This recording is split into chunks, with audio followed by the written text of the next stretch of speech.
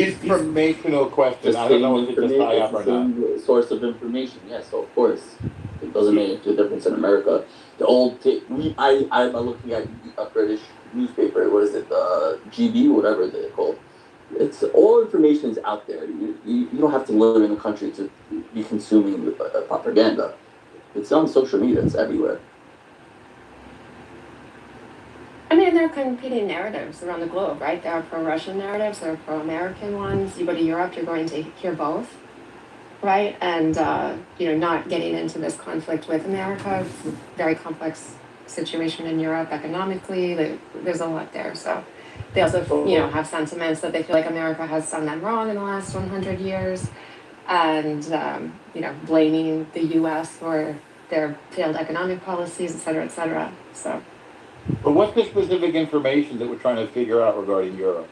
And the question, what is there anything in specific you want clarification on regarding this PSYOP thing, and is the world delusional? In some ways, yes, there is a mental infection in the world, and that mental infection involves some sort of guilt towards certain terrorists, like Hezbollah or Hamas or I don't know, name another one, Al Qaeda or ISIS. But the world doesn't like terrorists, and that includes Hamas and Hezbollah. But obviously, people don't want to risk their lives in order to get rid of them. But who's the terrorist? Is the question. Hezbollah and Hamas. I just told you. Al Qaeda and ISIS. There are terrorist states as well, right? No, that is not correct. By definition, that is not. By definition, that is not right. But Lauren, you started with Europe, and you're now going to jump back to Israel. No, are you saying that it is impossible for a terrorist state to exist? No, I'm saying there's no such thing. That's not the definition of terrorism. If you don't know the definition of terrorism, we can read it to you. It includes the words non-state actors. So that's for number one. Hold on. So when a state a state cannot operate and use terrorism, sir? A state cannot be a terrorist because the definition of terrorism is non-state actor. What's your next question? Unless you want to go in circles a few more times. I mean, I haven't ridden a merry-go-round since I was a little kid, but it sounds like you want to go on one. So what's your next question? And what's the PSYOP? Yeah, I challenge the definition of terrorism. Just look it up. You started with an interesting question, which was MJ expanding on what he saw or heard in Europe. I agree. And I thank you for directing this, Pete. Your cool head and your focus. So what's the PSYOP? What's the world's delusion? What are we talking about here? Or is this another endless hall of mirrors? MJ, I'll mute up. What do you do? No, I'm just saying that the information across the continent. What information? That was the question. Right. The understanding of the genocidal acts being committed by the state of Israel. Nobody is saying that Israel's committing genocide. That is incorrect. No, well, okay. By well, definition. he's saying that he saw a lot of pro-Palestinian demonstration, support for the Palestinian state, anti-Israel sentiment when he now you understand the PSYOP. The PSYOP is many allegations of genocide, which is absolutely ridiculous. No one even actually claims that. Now the new claims are that it was a Zionist plot to call it genocide, because not only is there absolutely no possibility of Israel eliminating the Palestinians, they've actually grown. Evidence that Israel has ever targeted civilians, and there's lots of evidence that Israel is avoiding civilians, hence that took 3 years to kill 70,000 people. So this abundance of allegations, which is getting you to say, well, there's still competing narratives, what's happening in Europe, why are people saying that? That's the PSYOP. Welcome to the PSYOP. You can't give me a shred of evidence that Israel has targeted. Well, hold on. Don't these European nations have strict guidelines as to to prevent misinformation from being circulated throughout? I don't know. Are you saying that? Hold on. Are you saying that given those institutions that are within these nations to prevent misinformation from being disseminated through their media, are you saying that the states are part of the PSYOP? The British state, the French state, and the Italian state, these states are. I am telling you that this is another distraction because you can't answer the actual question. No, I'm asking you do understand that these nations have institutions that prevent misinformation misinformation from being disseminated with media. Okay, Are you aware this of that? conversation will go a lot This is- Hold faster. on, no, it's very important. No. Are you aware that these institutions exist? Okay, MJ, this conversation will go a lot faster if you respond to what's being said as opposed to trying to reframe the conversation in a way that you're used to these conversations going. I was Again. asked what I saw in Europe. I'm sorry. So MJ, listen I carefully. was asked that question MJ, listen carefully. by moderators. Not MJ, listen carefully. I'm a moderator, and so is Pete. Listen carefully. You cannot find me a shred of evidence that Israel has attacked a civilian. The fact that there's multiple allegations, the fact that the states that you're claiming would be there to prevent it haven't prevented the false allegations does not get to the heart of the issue. So once again, we're going to swim in these waters of you saying they're allegations, they're in Europe prevents this, don't they? Fact checkers, but you haven't provided a shred of evidence because no one has, because it doesn't exist. So that is the psyop. The fact that you fell for it, I feel bad for you. I'm sorry. But multiple allegations without evidence doesn't make it stronger. That just makes it a bunch of noise. No, but what I'm not asking. I think the as though, no, I'm problem asking a is simple that question. MJ doesn't know I'm what asking a simple genocide question. is. I'm Hang on a asking, second. is I it know- Here, I know. let me answer I know, MJ's I know. question. It's an easy question to answer. So, like, do they have stricter rules on what you can publish and not publish in France, for example? Yes. Okay. But does that necessarily mean that they are the arbiter of truth and objectivity in the world? No. And do you know what, for example, okay, how about this? Does the US push propaganda around the world? yes, Of course. absolutely. Okay. Right, and does Russia? Of course. And China. Okay, yes, so we're on the same page there. Do you know what Duganism is?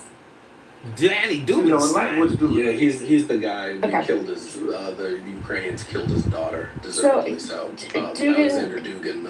Dugan is kind of like an Svengali of, advisor to Putin, and he Putin, pushes a lot of like Eurasianist type of philosophy, very in line with, you know, Putin's foreign policy and Russia's foreign policy about how the natural state of Europe would be to align with Russia, and that a solidified like Iran and China would be great for Russia and the European economy, and Germany could, you know, use its manufacturing, and Russia could use its vast resources for the big bad America. Then, you know, France would be strong, like they're meant to be, right? And so that is very, very attractive to French people, to German people, in a they feel kind of castrated by Americans, under the thumb of Americans, etc., while their economy is failing. And so that is why you will see a lot of pro-Russian kind of talking points. Some of it's organic, and some of it is spanned, you know, by Russian influence and money. For example, Candace Owens works with a very populist guy named Xavier Poussard in France. They are full on Dugonists. They just had a conference with Putin and Dugin in Russia like 3 weeks ago. Yeah. But a psyop is $10 says he didn't hear a word you said, by the way. And he's going to do the same thing again. I'm gonna $10. give it. No, I'm gonna. Let's. But what we're talking gonna about, operate in a good faith psyop. here. What was said was there's a psyop. The psyop is what, a planned military political action designed to influence thoughts, emotions, and behavior. Okay, We have this debate institutions goes within back these to countries. Hold on. Come on. I'm asking a question. If we have institutions in these countries that are designed to make sure to assure that the dissemination of misinformation is not done within their borders, wouldn't those institutions have to be France has a complicit in the national psyop? interest that isn't directly aligned with American interests, right? But And so that's the question sometimes- directly. No, it absolutely just- not. An arbitrary they just- truth there's no- doesn't work. No. Right. There's no objective truth that you can just push out to your citizens, right? It's always competing narratives and powers talking Well, there through is France, and objective France truth, deciding but it's how not to scientific. work. Sure. I mean, like, philosophically, I agree that there's an objective truth. But in terms of geopolitical narratives and influence campaigns, these are countries fighting each other through information. Yeah, that's a fair assessment. And no, the defenses of a democracy against misinformation and disinformation aren't perfect, and one would have thought that anybody would know that, if that's your question. But would it, I would think it, it's- if I there think was it's pretty- misinformation as it relates to genocidal behaviors and acts on the part of the state of Israel, and they were not being actually done, do you not think that those institutions would intervene? Well, that's a great question, and this Well, goes I know back to for my sure they original. would, Nameless, wait a second. I Nameless, know wait for a second. sure. Nameless, yeah, the answer is no. But nameless, wait a second. I think what you're showing is that you've you've drunk the Kool-Aid without ever asking yourself, what is genocide? And that's the mistake number one. So why don't we talk a little bit about what you think genocide is, and then rather than drinking Kool-Aid, you can make an informed judgment for yourself. Is that Let's fair? do this very straight. MJ is trying to. I'm talking do this straight, about. MJ. I'm talking That about you're- misinformation. I'm talking about if there is a PSYOP and the misinformation is allowed to go through these institutions. Yeah, you've said that a few times. What about it, though? Then they must be complicit. So No, they so must, maybe they they must be a failed. part of the conspiracy. Or else they Okay. failed, right? MJ. Are they? So the question: Are they a part of the conspiracy? Maybe they failed. According to the people who believe in the PSYOP. Maybe they failed. Does those words mean All of anything? them have Nameless, failed. wait a second. Multiple Nameless. institutions have Failed. failed in the same Yes. way. No, Oh. they fail in a lot of different ways. Yes, they fell in the same way. Why is that surprising? MJ, I'm this is the asking- first that's what time in your I'm life. I'm trying to get clarity as to Right. the perspective on Yeah. how these You're not trying to get institutions clarity. and their You're trying ability muddy the to waters. prevent No, you're not prevent trying to their get clarity. citizenry No. from being No. influenced by MJ. misinformation. Okay, great. You said 15 times. How do Yeah. we figure out if the systems work? So let's look at the accuracy of the claim versus what information flowed through. So for the last time, because we particularly do not want to have this conversation directly, you're very not ready to have a direct conversation. You just want to have a bunch of circular I'm information around addressing the this claim. PSYOP accusations, No, sir. MJ, the way to address the PSYOP operation is simple. Has information which is clearly untrue filtered through. And if you were honest about it, the answer is yes. Because for the last time I've asked you, you had a shred of evidence to get genocide, because that was intentionally done to distract us to have a stupid conversation. The real conversation is there any evidence that Israel has gave one military order that said to kill civilians without it being a military objective, well within the rules of war? Like you're gonna hit a target, and a small amount of civilians are going to be collateral damage. Oh, One, so you're saying you don't have one. the dead children are all Listen mistakes. listen clearly. We don't have one piece of evidence that says that. Now let's look at the circumstances of evidence. We have a very strong army that was capable of taking out a regime 2,000 miles away, was capable of hitting the Houthis 2,000 kilometers away, but their neighbors, they weren't able to kill 70,000 people. It took 3 years. 3 years. And now that people are being honest, we're finding out that not only is there a 1-to-1 militant to civilian kill, it looks like there was even less than that, which is unheard of in urban. I don't think he knows what that means. You better explain it, Nameless. Okay. In urban warfare, when fighters dress up as civilians and hide behind civilians, the chances of accidentally killing civilians is extremely high.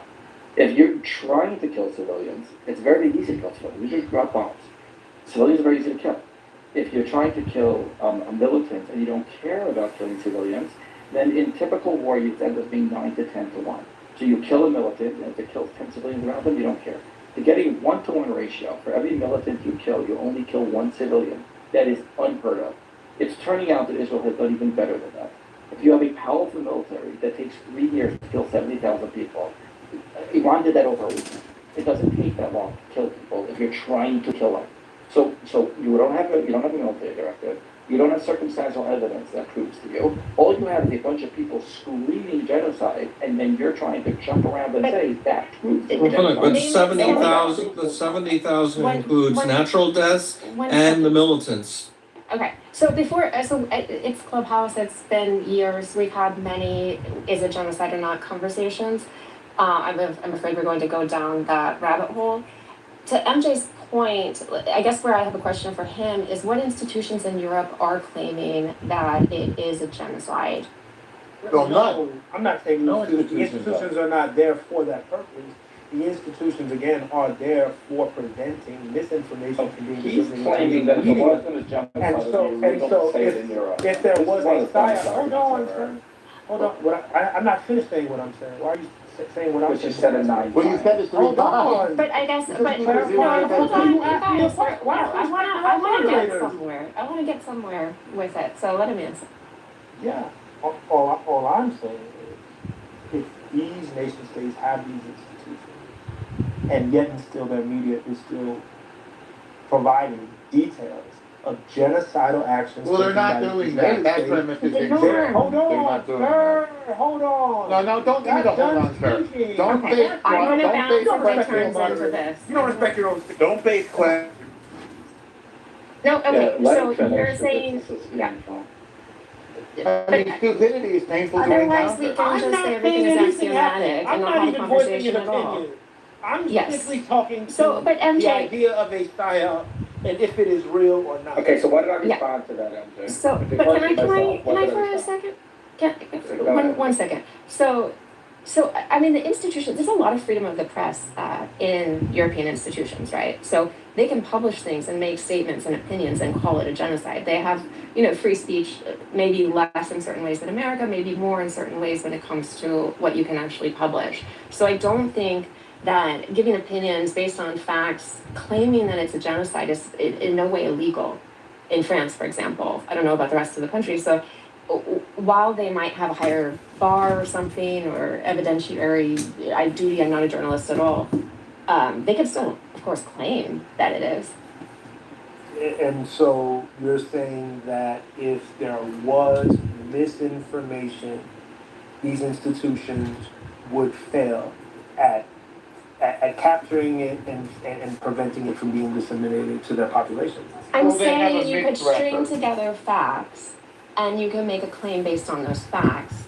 And you can claim that it fits the legal standard of genocide. This is just Oh, so you're saying discussing. there are things, sir. there are objective facts that the medias of these countries are allowing to go through their system, their institution that is supposed to prevent this information, that could logically There are be no funded institutions or to prevent logically this be deemed information. What by, is No, your by question makes someone no sense. as genocidal. Paige, you're walking down a path of nonsense. Okay, Because you MJ. said it was a We psyop. can move It was a on. psyop, and in every country. I'm on the side. The motherfucking room is a side against me, motherfucker. No, you're the one. who Allowing said for that. the information to split, they No, will all have to be It's a level of stupidity that's hard to even. individually, and I find that to be amazing. It's a level That was of dumb that I can't Wait, even, Norm, it's hard give to me a even fathom what you're asking.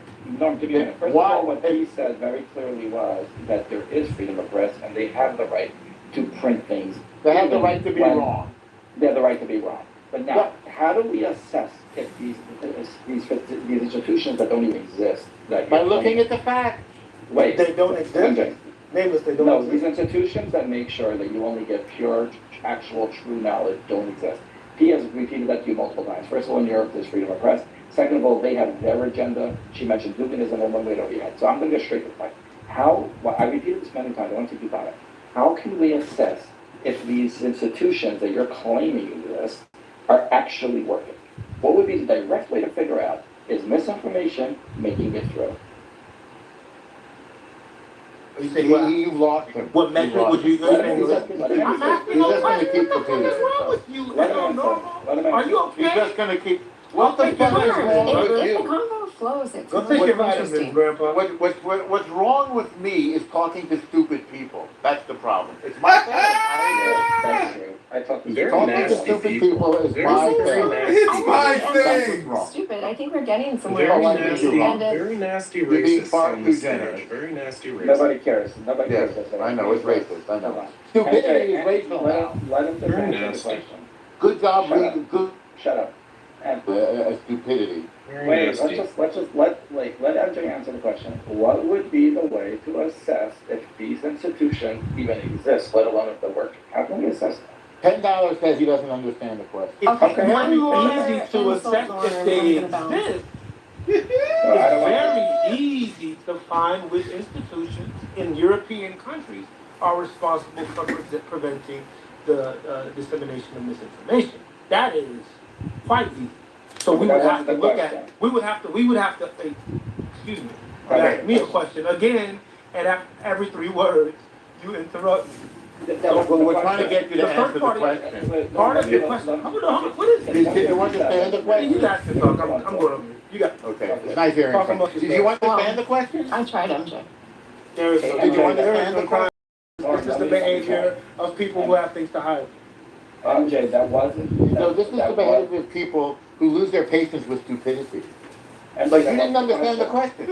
It was very That wasn't the simple. question. What's the metric for this I'm gonna go to protection? the audience. I'm just gonna listen. It was nice talking to you. Okay, so There's now. a I mean, that strong was sense. impossible. Take care now. Bye Yeah, there's a bye. strong sense that if you just browbeat people, that will make the American people agree with a war that's not in their interest. But it turns out that that's not how this works. No, actually, what we proved was that if you repeat something over and over and people have no evidence for it, they fall for it. So when you keep repeating war of choice, then there was no point War in of finding out the choice. American people. People fall for it because you and your friends are really, really stupid, and War they of fall for your choice. stupid Yeah, tactics. it's But slogans. It's had slogans. MJ been willing to use his rational brain, which probably exists if he would go into it, he would have realized that Very the way nasty to people. assess that's wonderful. The way to assess if these institutions are working is by seeing if misinformation is getting through. Since I repeated it 15 times and he had absolutely no shred of evidence to prove that there's actually, forget genocide, that's just a dumb claim, but that is being fallen away from, that there is even misconduct, and his only evidence of misconduct was assuming these institutions are working. So that's like walking into a city that's flooding and claiming there's levees, so it can't be flooding, but there's water on the ground. So when he's ready to walk down a rational argument and show me how this information that is completely untrue is disseminating, then he's going to have to admit that there are no institutions that are stopping inaccurate information. Inaccurate information is getting through, and then try to figure out. We will see if the American people are browbeat into supporting a war that they No don't one's support. They don't have I mean, to support it. They don't have to support it. It's irrelevant. She's the only one who's intelligent, including me on the stage. No, I mean, the conversation was interesting because I think MJ had a strong trust for European institutions, and I understand why there would be kind of that impulse or perception, but I just think that maybe he was not familiar with some of the layers of European kind of geopolitical dynamics as well. Just because they're not in this war doesn't mean that they don't have major national interests in terms of who they support, why they would be less on the side of Israel in a war, and why they have cultural movements that are going more towards Russia. Like, I think we were getting somewhere, but with all due, you kind of ruined the. Well, you were at a level that I don't think he was ready for. I was just trying to say, how do you assess these? And try to go through straight logic. And this is the way you start the conversation. And the fact that you can repeat a slogan over and over and over and not have to realize that you have never even seen a shred of evidence for it is a good place to start and realize where you're being manipulated. I want to give you a corollary, okay? Because this Palestinianism is just the new transgenderism, is just the new climate change. So, for example, the institutions of Europe somehow convinced themselves that adopting ridiculous regulations, as with the Paris Climate Accords, would somehow affect global warming or climate change or whatever they're calling it now. There was a mass kind of hysteria. And they were wrong. They were wrong. So there's your answer. And then the institutions of Europe believed that boys could become girls, and girls could become boys, and boys could get pregnant, and you could cut off kids' genitals. They believed that. And then it turned out that they were wrong. So in recent memory, there are many examples of mass delusion, mass disinformation, mass hysteria, the spread of a social hysteria or social mass media, psychological infection, a sociological delusion. There are many, many examples of it. So, and Palestinianism, which is the not Which a is a belief that the made-up word. Palestinians discern.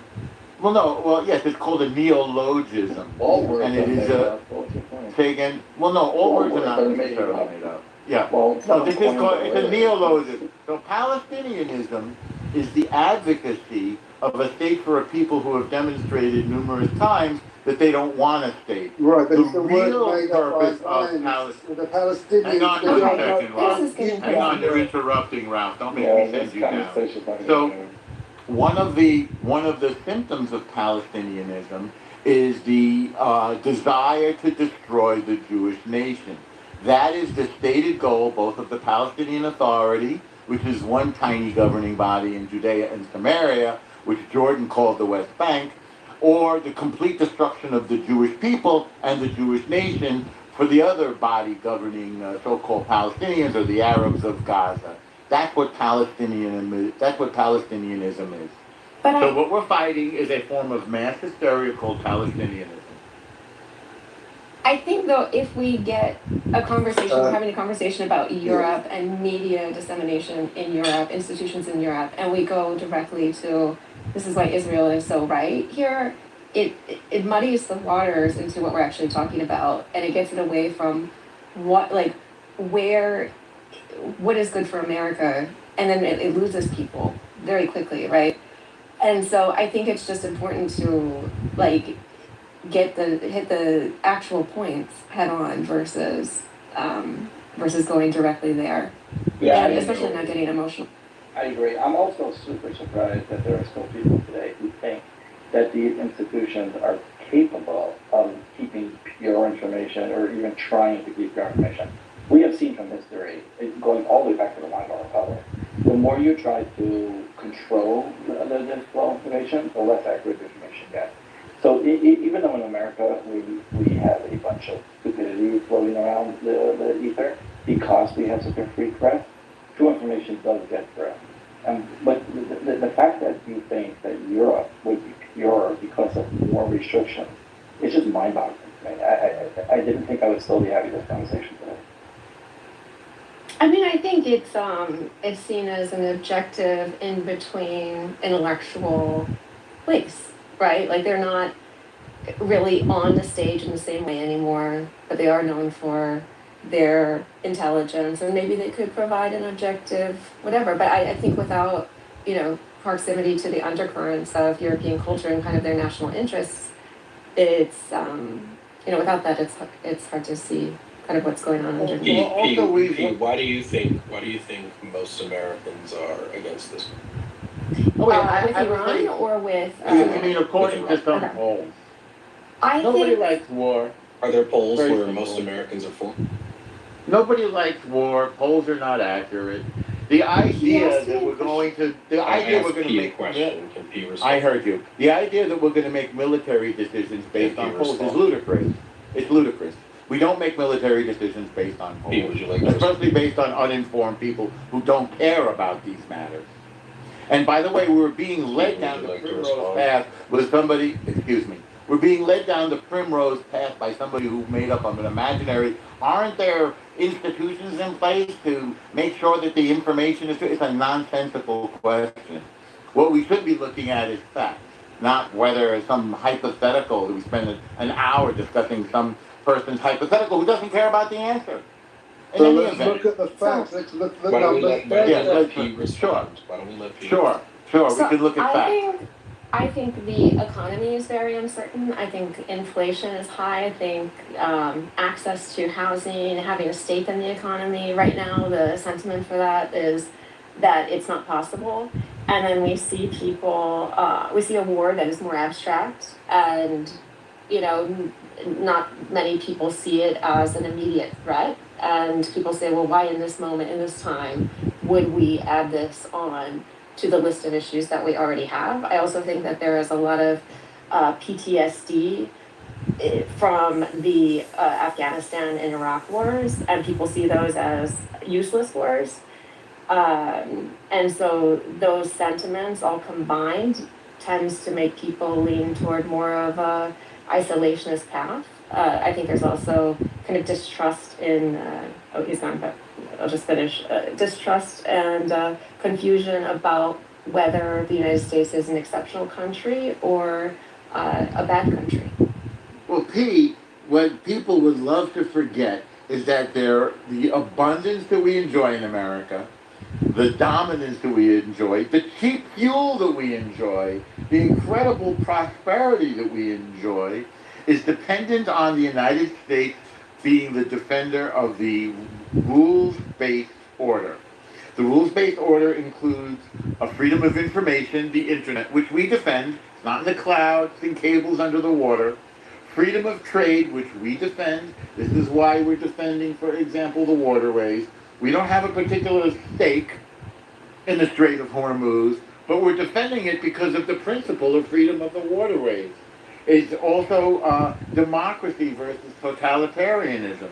There is not one single democratic Muslim state. We are here to defend democracy. So our Muslim allies are lining up with us because they realize that the United States is their biggest customer, and the United States and Israel are their biggest defenders. And this is why all of the GCC, Khaliji or Gulf nations, have now aligned themselves with Israel and the United States, with the possible exception of Qatar when it comes to Israel, and have recognized the Islamic Revolutionary Genocide Corps of Iran as their enemy. It's really, really, really black and white. It's really, really simple. It's not Well, I complicated. mean, I think it is more complicated. Despite what I believe or you believe, I think it's hard for everyone to get out of their kind of emotional sphere and actually just have a conversation. And I think again, it's not about, the question wasn't, Paige, what do you think about this war? It was, why do you think Americans are against this war? And Well, so, in order to be questions are based convincing, but one second, faulty like premises. in order for us to come together as Americans and have a conversation about it, we've got to take the emotion out of it and actually, hear the other perspective and meet someone somewhere. And I think, just yelling at people is not going to. Democrats, leftists, they don't engage fairly. They don't engage MJ was honestly. engaging fairly. No, You didn't no. like his He made points. up. No, he didn't really have a point. He wasn't responding to He didn't have a the point. he made, and he was trying to use evidence that A wasn't there, and second of all, was not evidence of the thing. And when I tried to walk him down that path, he kept going around in a circle. So I don't think he was being deceptive as intentionally lying. I've spoken with him many times. He's a Jew hater and an Israel hater, Pete. I don't care about that. He wasn't being honest. I do. In following the thoughts of the conversation. Then why do you share stages with other known Jew haters and shit like? Hold on a decisions. second. Hold on. I reject, fully and thoroughly reject the idea or notion that I have any problems with Jewish people. You're a Jew hater. I grew up in an area. Yeah, that doesn't mean strong Jewish community. Doesn't mean next door neighbor. I think it's selective outrage. Childhood friends I've ever had was of Jewish ancestry. Nobody cares. Attended more than 10 bar mitzvahs in my life. Yeah, nobody cares. Okay, Yeah, I'm that gonna doesn't make you not a Jew I hater. never had an issue everybody, with the Jewish community. stop. That doesn't Right. make it The mean. state of Israel is not the Jewish community. The state Yes, of Israel is the Jewish is not community. the state of You Israel. don't speak for us, sir. The state of You Israel don't speak for is us, a sir. Anyway. sovereign Everybody You stop. don't state speak for How do I us, do sir. this? It is not a reflection How do I mute? I can't mute everyone. No. Okay, so hold on. Everyone, hold on. Enough. or Enough. Judaism No, in Norm. America. Nobody's Okay, asking thank you to you. speak I for reject Israel or that. Jews. Okay, You have I'm just no, going nobody to. cares. You're Norm, just irrelevant to give me this 3 conversation. seconds. Give me 3 seconds. Go ahead. I'm going to step Go up. ahead. It got too crazy. I don't like hurling accusations like that around. Nice chatting with all of you, and I hope Thank you, I Kish. hope it gets better. Bye. You see what you did, Norman? The idea that someone who has a problem with the way a state apparatus is conducting their Sure, foreign you can do policy that. Many people and their do that. domestic policy is a Sure, many people do that. Do you accept the existence of a Jewish is a nation? reflection of Do you any accept the existence ethnic of a Jewish bias that nation? someone would have. Do you accept the, Absolutely. listen, we're not here for your Absolutely soapbox. ridiculous. Do you accept the existence of a Jewish nation? MJ, they're not very good? Absolutely. Okay, so let me hear you say it out of your mouth. No, I want to hear you say it. You accept Israel as the homeland of the existence of not the any existence, nation state. no, the legitimacy of Israel as a Jewish accept homeland. The legitimacy Yes. of the existence of Yes. any Oh, not of nation Israel, state though. if Ladies and gentlemen, I within made my that point. nation have Ladies, decided okay, I made to my be point. I get it. sovereign. You don't sir. accept Israel. Any nation, but not I Israel. do I not got you. believe the It's state fine. of Israel should not exist. I believe sorry? the state of Wait, Israel no, that is wasn't the question, functioning though. improperly. Okay, so And that wasn't the question. that is my problem That with wasn't Israel. the question, That MJ. nothing If you don't understand the Jewish question, people, just let me know. Judaism, or the That ethnic wasn't group of Jewish. that wasn't the question though, MJ. The question was, do you accept the legitimacy of Israel as the homeland of the Jewish people? And the answer is no, which makes you an anti-Semite. Thank you. Have a nice day. Hold on, sir. You can't answer for Yes. me. Yeah, I just did. Think, Is it yes or no? I think that Yes the or no? current state. No, MJ. Sir, MJ. I'm answering your question, sir. No, you're not. Oh, you don't want me to. Okay. You want to The speak answer for me? is yes or no. Because you're a racist white man. Yes, I'm racist. The answer is yes or no. I'm racist because I don't want to let you hate the You're Jewish racist people. because you can't allow a black man Because, to speak his opinion on wait a your second. stage. Is the answer you While are you on my wanna stage and speak- you are speaking? Is That's it yes your or no? racism A speaking. black man. Poking You out. don't accept the black man speak. What is that? What was that right there, Norm? You cannot cover your Jew hate. Was that more sir. racism? You. No. That was your Did I give a Jew Yiddish hate, sir. accent, Norm? That was your Jew hate, sir. That was your Jew hate, Your racism sir. is So I'll showing, ask you sir. again. I'll ask you again. And it no, always your Jew shows. hate is showing. That's what you Your are. Jew hate is showing. That's Your what Jew you hate is are. showing, sir. I'm exposing With that you. little black talk I'm that you did. exposing you. It's all That little yes, John- I know.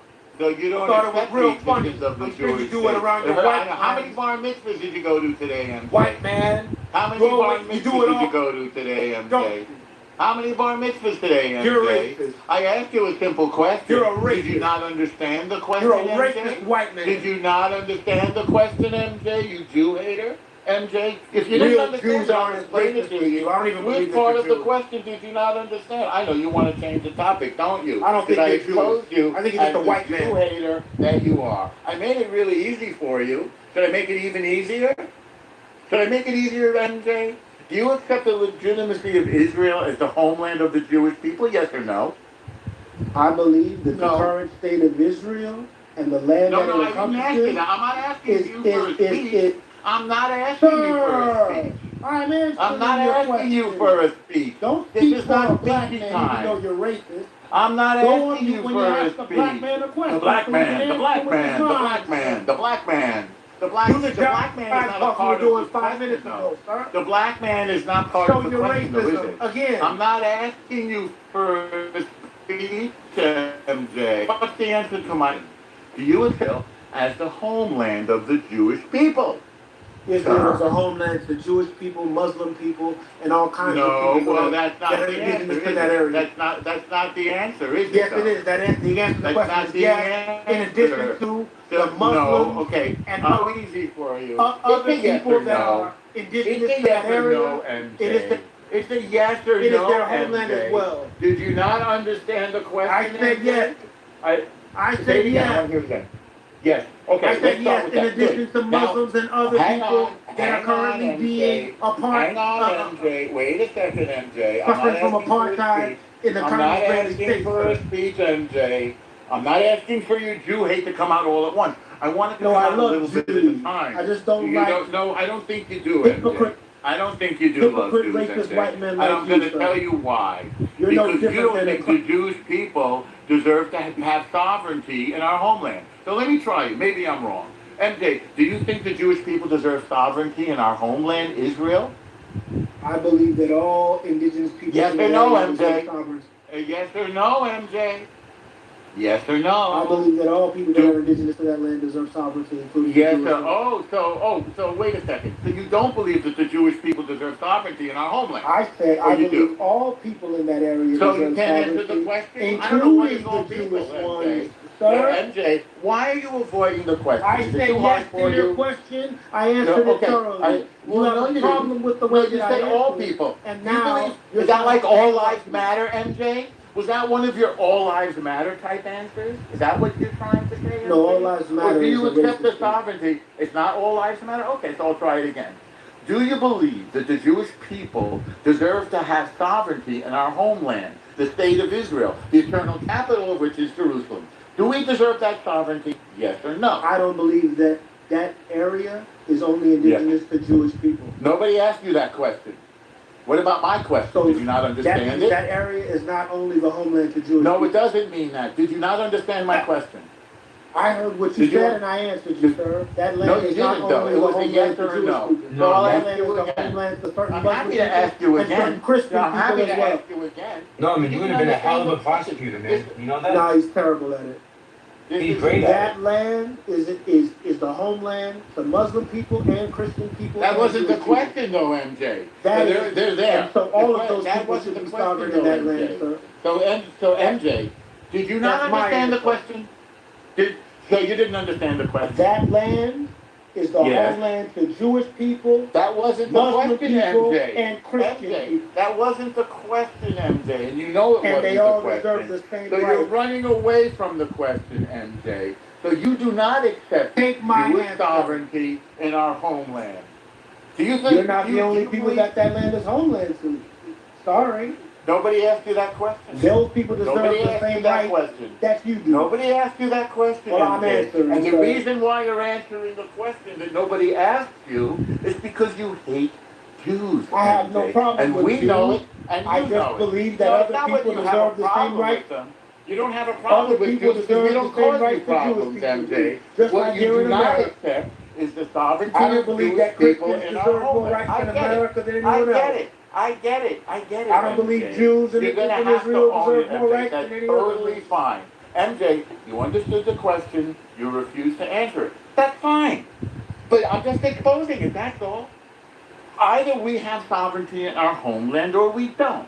You don't accept it. That's anti-Semitic.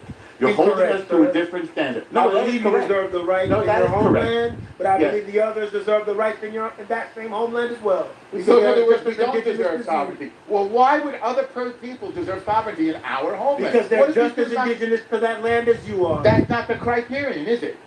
Because they got If 22 it's a nations and homeland, all that of the means it has oil. to do with indigeneity. Because they tried to kill us.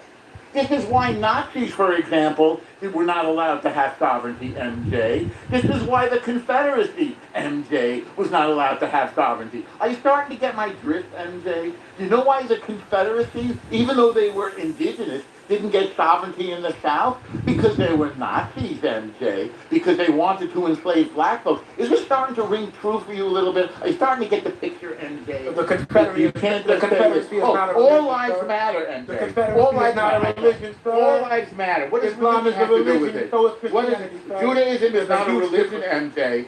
Judaism is not a religion. Judaism is an identity and a nationality and a tribe and a people with a law and a land and a calendar and a cuisine and a founding document.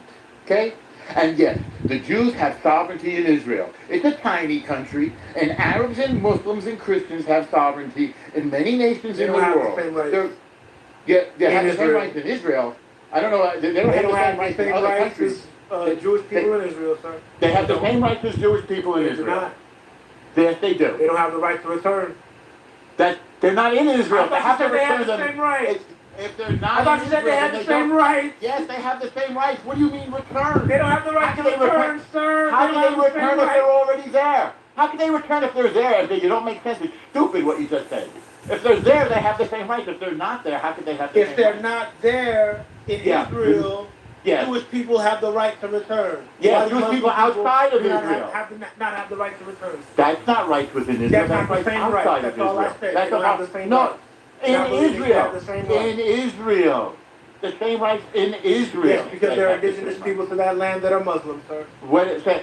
Nobody says that they're not. They're there. They And have so the those same Muslim rights. people should have the right to return, sir. They're Because outside of indigenous. Israel. And they're You're just as outside of indigenous Israel. as Jews Wait in that a nation second. state. Wait. Foreign policy is up to the country. You don't give rights to people outside of your country. Mexicans don't have the right to return to America. Right? Mexicans don't have the right to return The to state of Spain. Israel That's has what's granted that? rights to Yes. people based on their religion, sir. No, based on their identity as Jews, not religion. Now, Islam does distinguish between Muslims and non-Muslims. There are separate roads in Saudi Arabia, for example, in Mecca in particular, for Muslims and non-Muslims. So they do practice apartheid. And they did ethnically cleanse the Jews from their lands. There were plenty of Jews and Christians in all the Muslims' lands. They've been ethnically cleansed. Yes. They've been the victims of Muslims don't have the same rights Absolutely. as Jewish people in Israel, sir. I beg your pardon, what right don't they have? The right to return. Well, how can you return if they're already there in Israel? Explain. I have glitching. I feel like you guys are both repeating yourselves. Well, I want to understand if MJ can explain to me how somebody in Israel would need to return. Explain that, MJ. How would you return if you're there? If you're an Respectfully, indigenous I actually agree. person to that area, You mean if you're and outside you're of I agree Israel? on Muslim, Alan's you can perspective. have the same right to Kevin, return kind of as a an indigenous person But they're not in of Israel. Jewish faith to that area, sir. But they're not in The Israel. Why fact do you? that that's not the That's case your shows a opinion. religious discrimination. No, sir. By There's the no state of religious Israel. discrimination in Israel. Israel is a homeland for the Jews, and the people who live there have equal rights. People outside of Israel are not governed by Israel, sir. Get it? Your nation state is Equal showing rights in religious Israel. bias, sir.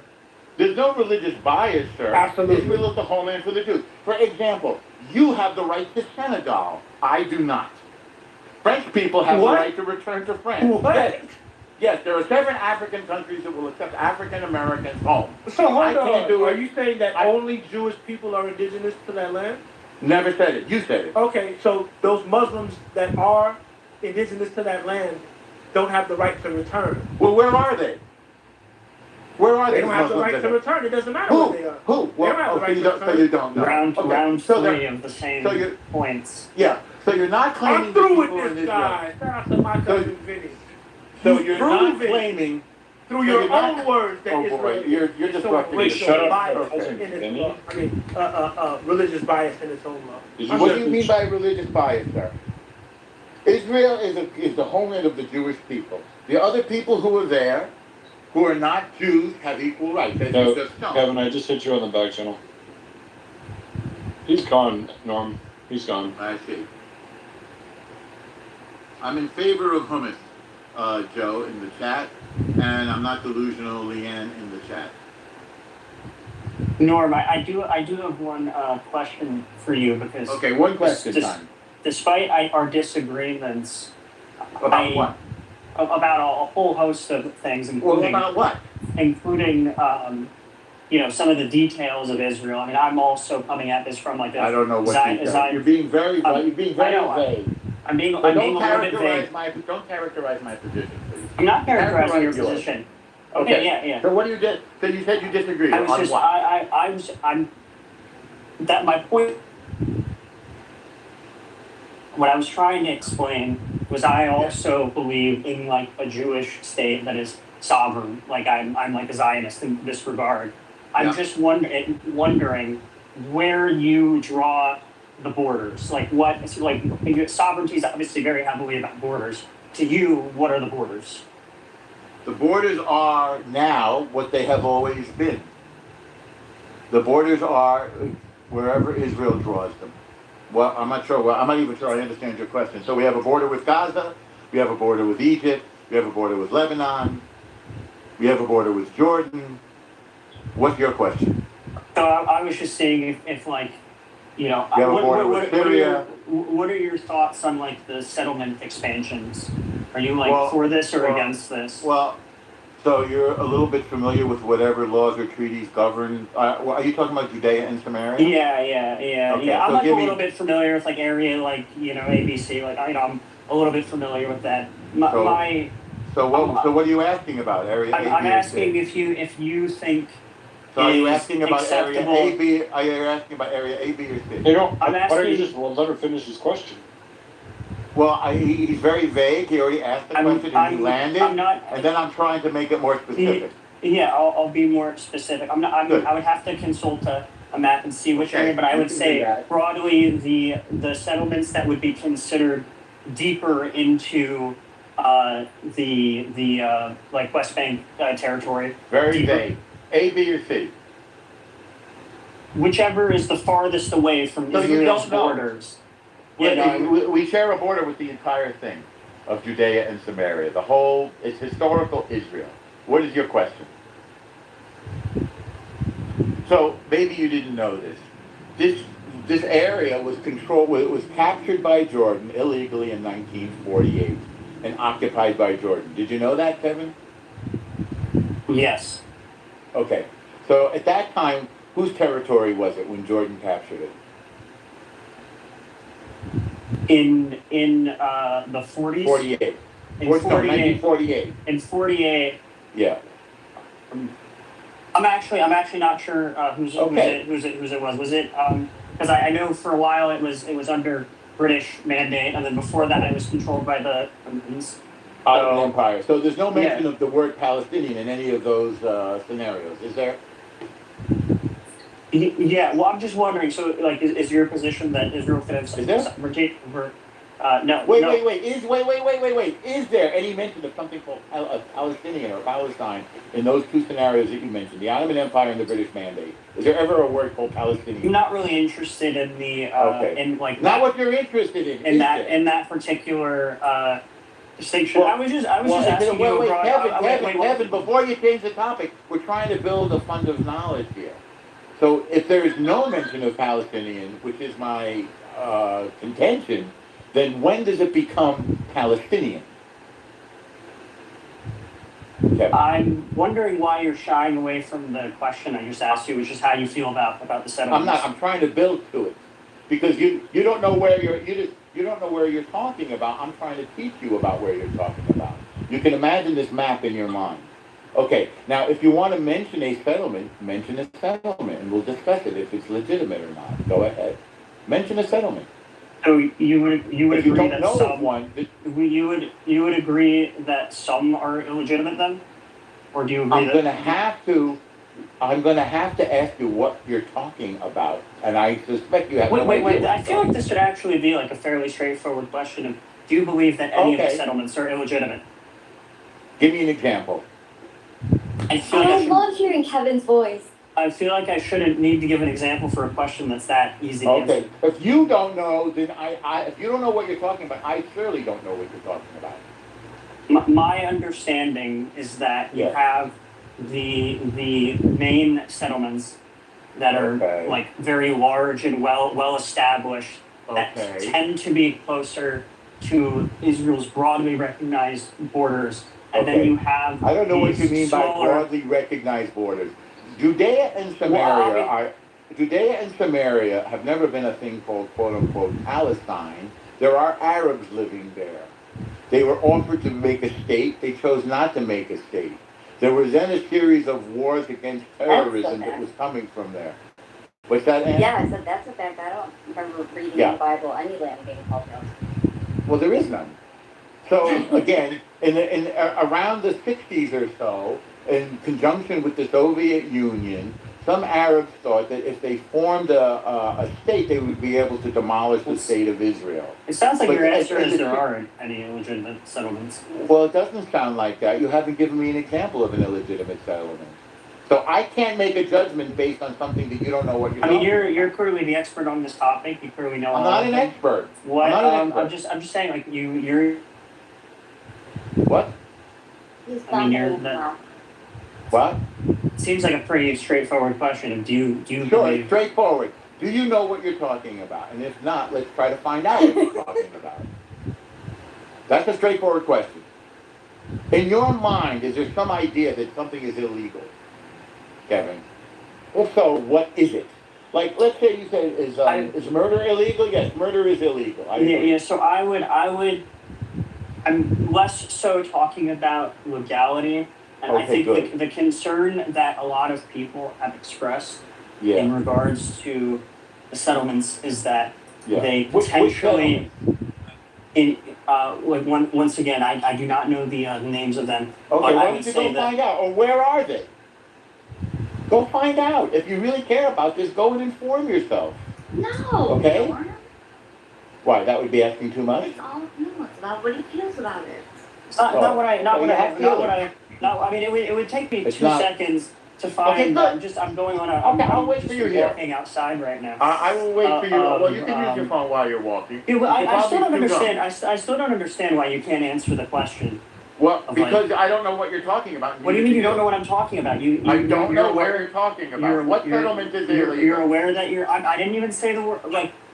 So it sounds like your position is that none of them are. No, it doesn't sound like that. No. Well, what it sounds like is some of them are. So some of them are. Okay, so according some of what are? Some of what are what? What's illegal? The United Nations, it says that there's 700,000 Israelis that are living illegally and illegally. Right. I disagree with that. What? You agree with that? Okay. I disagree with the United Nations defining what is legal or illegal Exactly, they don't for Israel or the United States or any other country. Okay. And I guess you're talking about a general resolution. I'm trying to play devil's advocate. That's fine. No, agree but with you. name one thing that the United Nations has done. Oh, I would say that the United Nations is a dumpster fire. But I'm trying to help. Okay. Well, let's not quote dumpster fires then.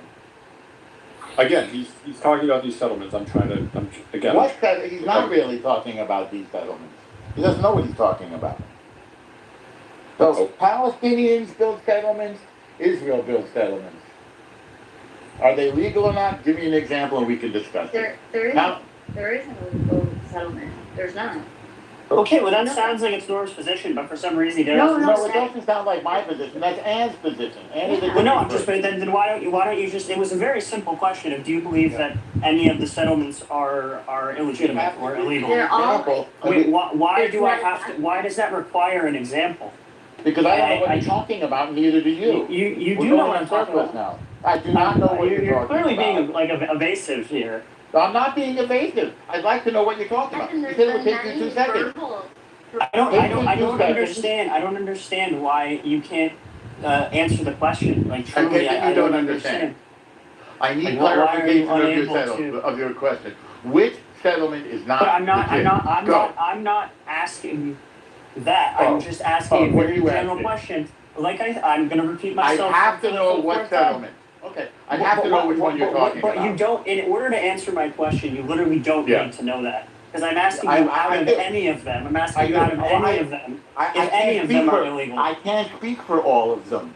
Do you think that some of them might be? You think some of them might be illegal? You'd have to tell me which one. And it sounds like you don't know. And that's fine. You're not going to. So you're accepting information on a subject that you know very little about. Kevin, you're not going to get a straight answer out of him. There's just no way. No, he's just not. Well, be specific. What settlement is illegal?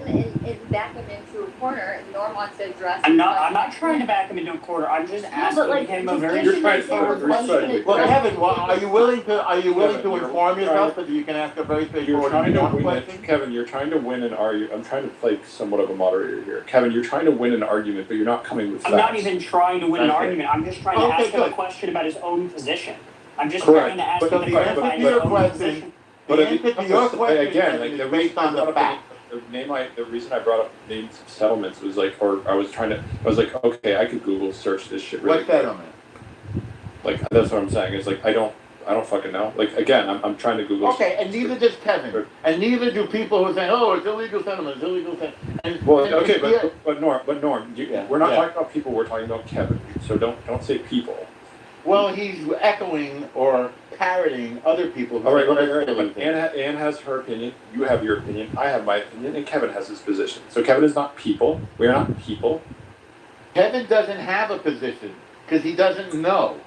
He's just asking a question. Yeah, I just asked him a question about his position. Okay, and are you willing to learn more so that you can make more sense in your questions, Kevin, or not?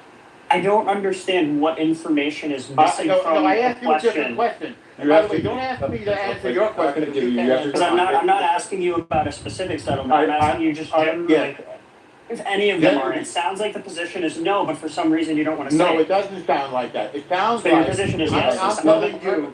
Some of them are, or some of them aren't. I don't. This is like a yes or no question. Okay. About your own position. The answer to your question is.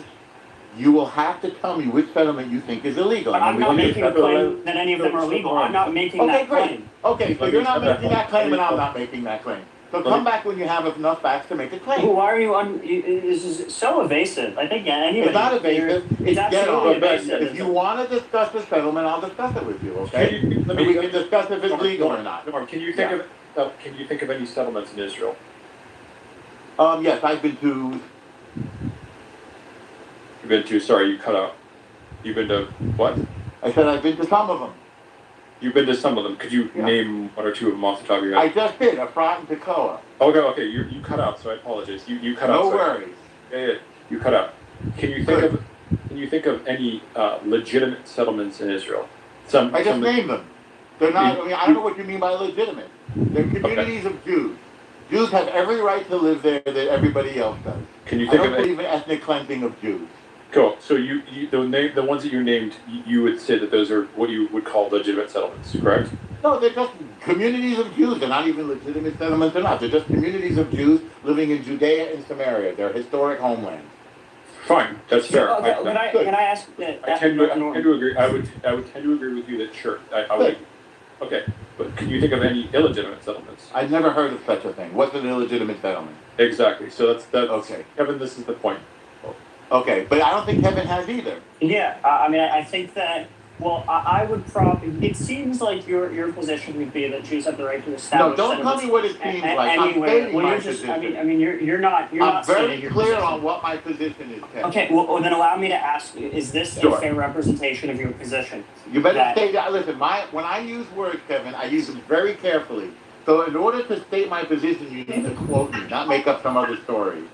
Okay, so tell me if I this is agree with accurate. what Devin wrote in the chat, by the way.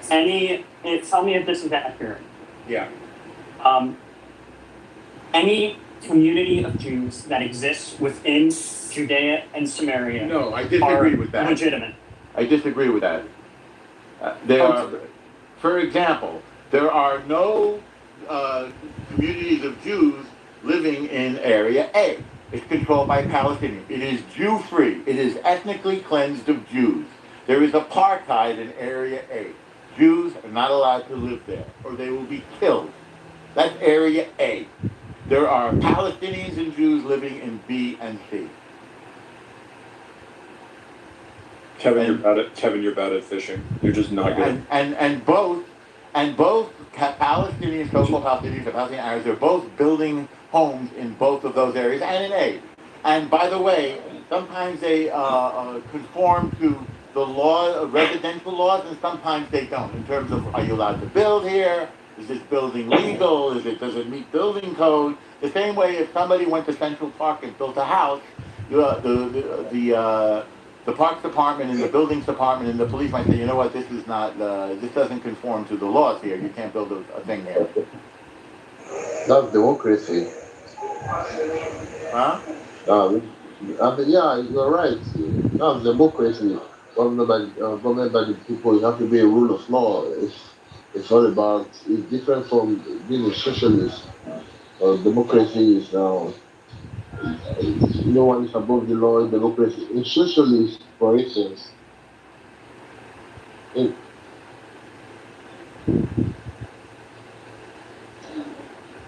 socialist, for instance, everyone is together and we can do things together, conformity with one another. The government and the people share equal funds and equal rights. But in democracy, the government has a higher hand than the citizens, telling them what to do and what not to do. So they're all different kinds of government. They're all kinds of governments.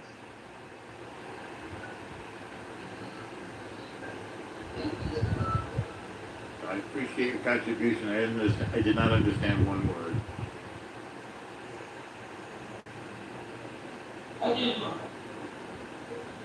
Democratic socialites, they are not delusional. I don't think they're delusional. Right, thank you for your address. That's good. That was clear.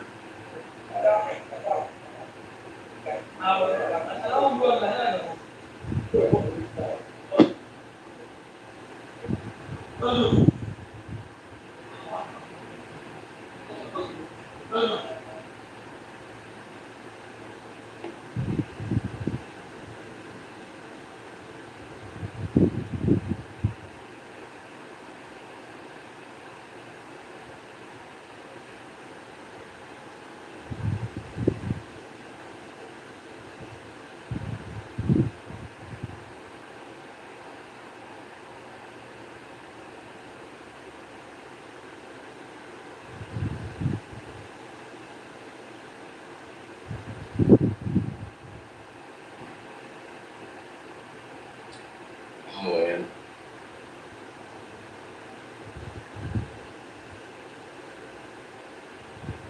Thanks for the invite, Adam and Adam.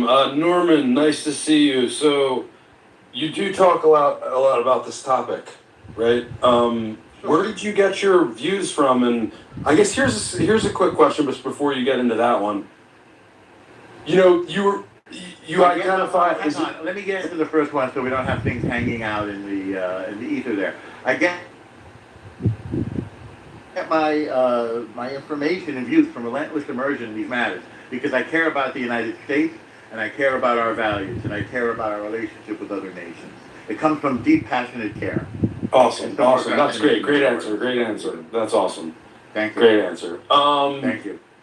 So, well, do you know where hummus comes from? Because you didn't answer that question. You say to do things and then you don't. So that's a fact. We know that. But just answer. Do you know where hummus comes from? I'm not sure. Okay, great. Thank you. And then, who makes the best hummus according to you? Me. Okay, fine, good. Okay, good answer. Thank you. Now let's get on to the important things. Okay, you don't know where hummus comes from, and you make the best hummus. We have that on the record. Okay, great. Okay. Okay. So, does your views have anything to do with you being, born Jewish in New York, or what do you think about that? How would that be related? You tell me. So you think there's no relation? There's no relation to you being. I just don't know what's in your mind. I'm just asking you. I mean, I don't know. You don't know. You've never thought about where you were born and how you were raised and how that's informing your own thoughts? Well, it's like a fish. Does a fish think about water? Do you think about moving to Israel? What do you think? Have you ever thought about that? Sure. I go to Israel. You think you might retire there, or I'll probably like go on a little kibbutz or something like that, or a little kibbutz. I'll probably or a big one. I'm sorry. What I do now.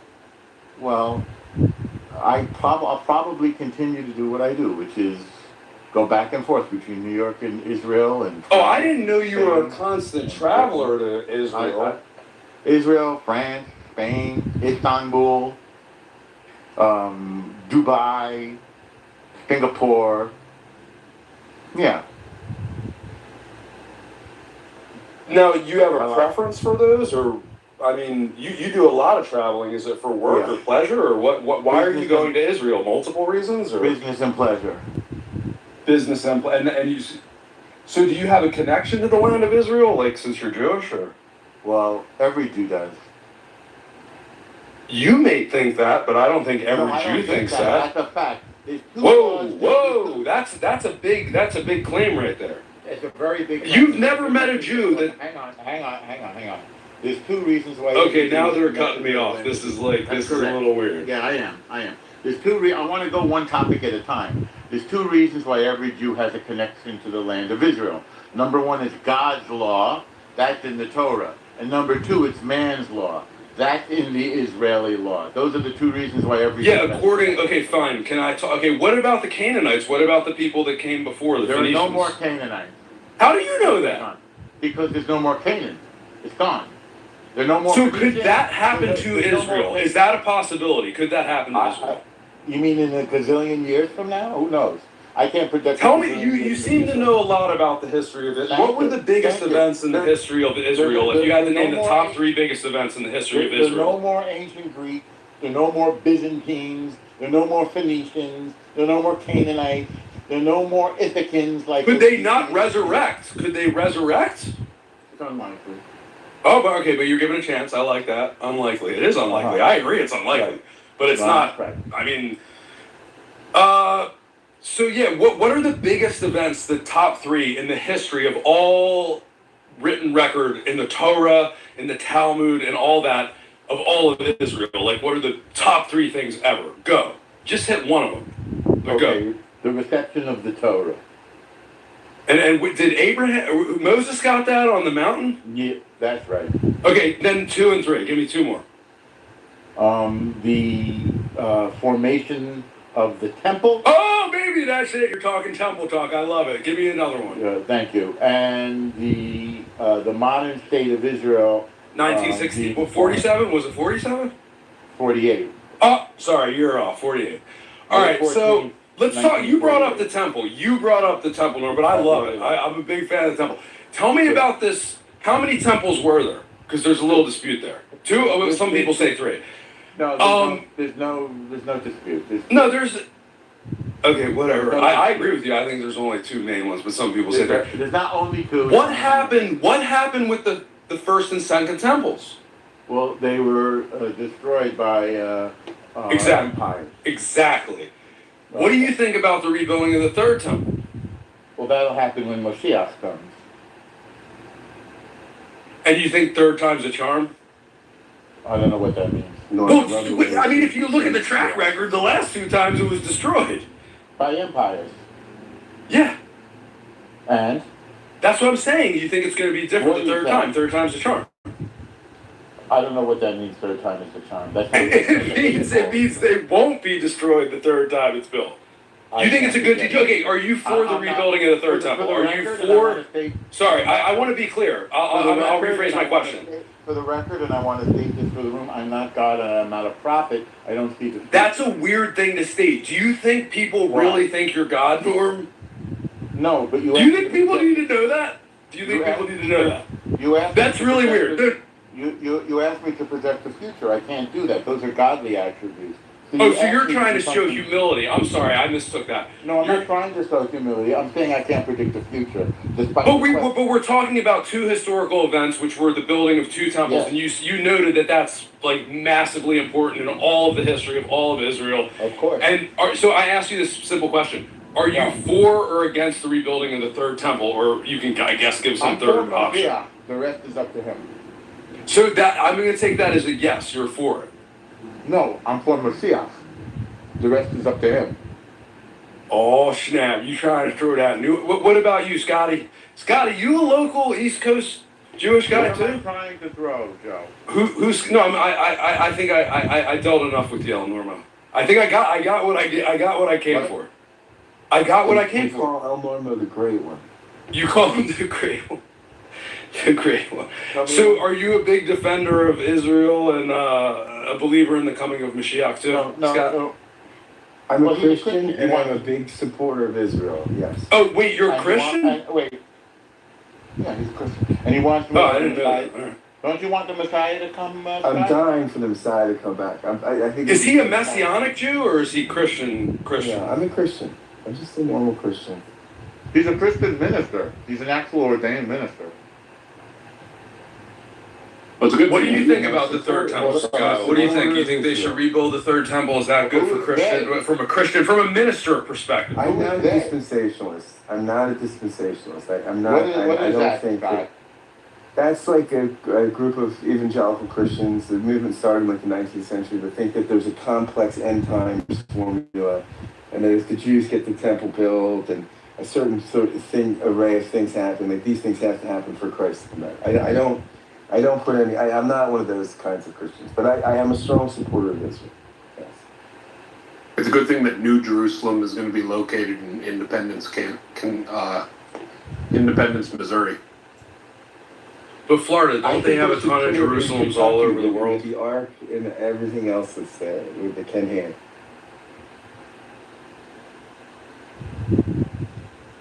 Wow, Fabio says, in other words, I'm a cuckold because I support Israel. I support liberal democracies. I support religious freedom. I support gay rights. I support You're sticking your neck out now. I support nation states that support these things. Well, who do you think's doing a better job with that, Scott? Like, or who, I mean, is Israel doing a better job, or America, or is there another country? I think in the region, Israel is unparalleled on those things. Unparalleled.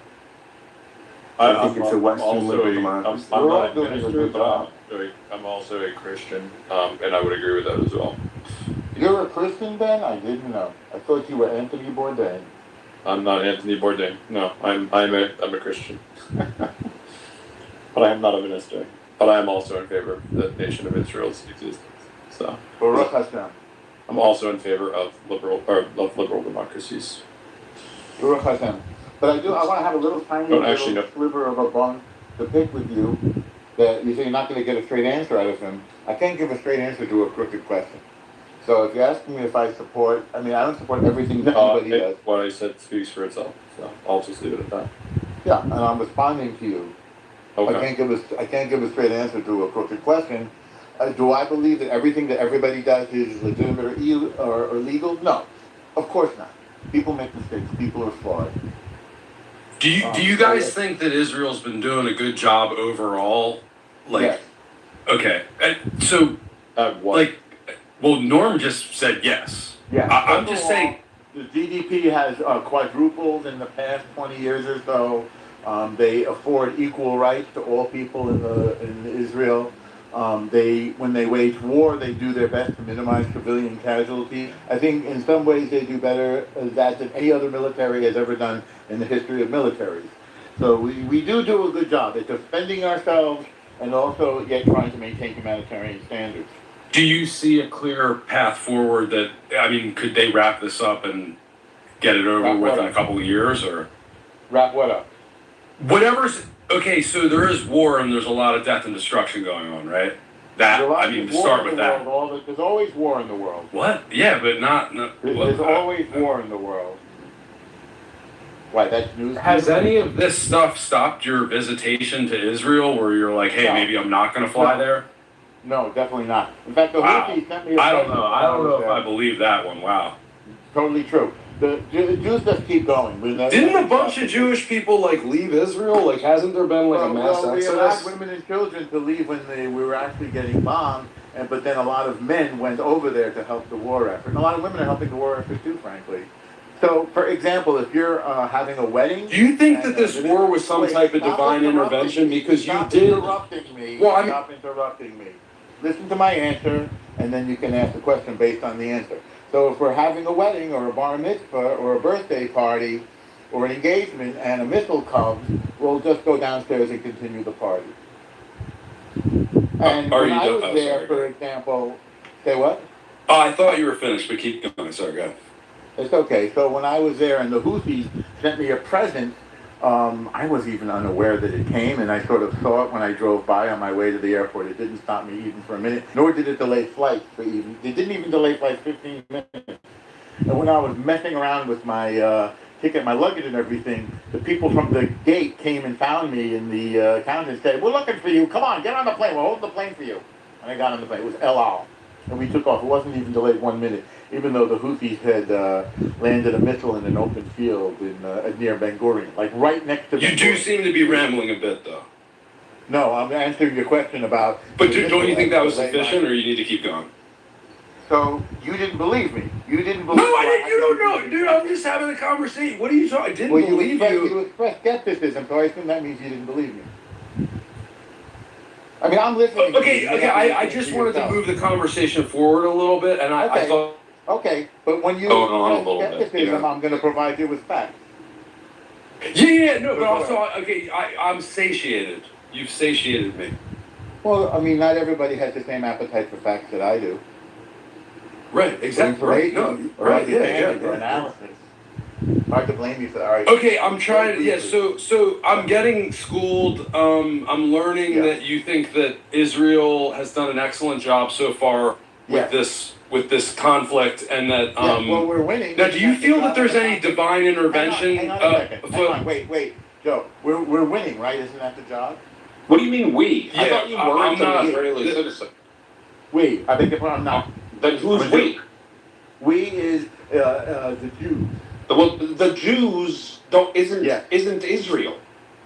Well, for you to say that the Jews is equivalent to Israel is exactly the kind of conflation that leads people to Israel. Florida, we don't want to. If we upset Norman, I didn't say it was equivalent. Then he'll probably get. I'm not upset. We, the Jews, are winning. Israel's the Jewish nation. Do you feel that there was some divine intervention, that this war was, that God was involved with this in some way? I see God's hand in all of man's affairs. All of them. So what about when he destroyed the first and second temples? I see God's hand in all like, of does man's that do you think that was justified and it was okay? And I'd love to hear the Reverend's opinion. I don't know, is it Reverend Scott or minister? He's a Christian. I don't know what type of Christian. I don't argue with God. Okay, cool. So if the third temple, because you brought up the temple, that's on the record, and I love you that you did that. I love you, Norm, that you did that. I love you. Thank you for bringing up the temple. So wait. You say I brought it up. You said what was significant event? I said the most significant events ever, and you brought up the temple. Thank you. I agree with you. I agree with you. Okay, but you said I brought it up as though it was something that you didn't bring up. But you Well, did. I mean, you could have brought up anything. I gave you an open what thousands of years of history, and you brought up the temple, and I love you. Thank you so much for that. I love you as well. I agree with you. I agree. We are in agreement on that. Deep agreement. But wait, what would be another contender? I don't really care. I'm just, You don't unfortunately. care or you don't know. I think. No. I mean, no. I mean, like, I'm not the one teaching here. You're the teacher, Norm. You're the teacher. That. But what would be another contender? For most significant Israeli. Yes, the Battle of Masada, very significant. No, I think the Temple Summit. I mean, I think the Temple history is it, and I think. Try to stop interrupting me. The Battle at Masada. I'm not. That's a little dinky battle. That's a dinky battle. No, the battle. You guys think you're warriors? You think you're warriors? I mean, oh my God, come on, man. Do I think we're warriors? Oh snap! Oh snap! You are the strongest military in the world. I never Jewish said that. military. I never said that. No, I was messing with you. I'm sorry. I'm serious. I'm sorry. So yes, I think the War of Independence. I mentioned that, right? So we can also. I mean, you're shifting the topic, but it's fine. I'm not shifting the topic. The topic. You don't want to talk about the third temple. I get it. Wait a second. We talked about it. I'll talk about it again. You were also talking about significant events. We talked about that. That's not shifting the topic. These are things you brought up, not me. Are you a supporter? Like, did you send funds to the third temple?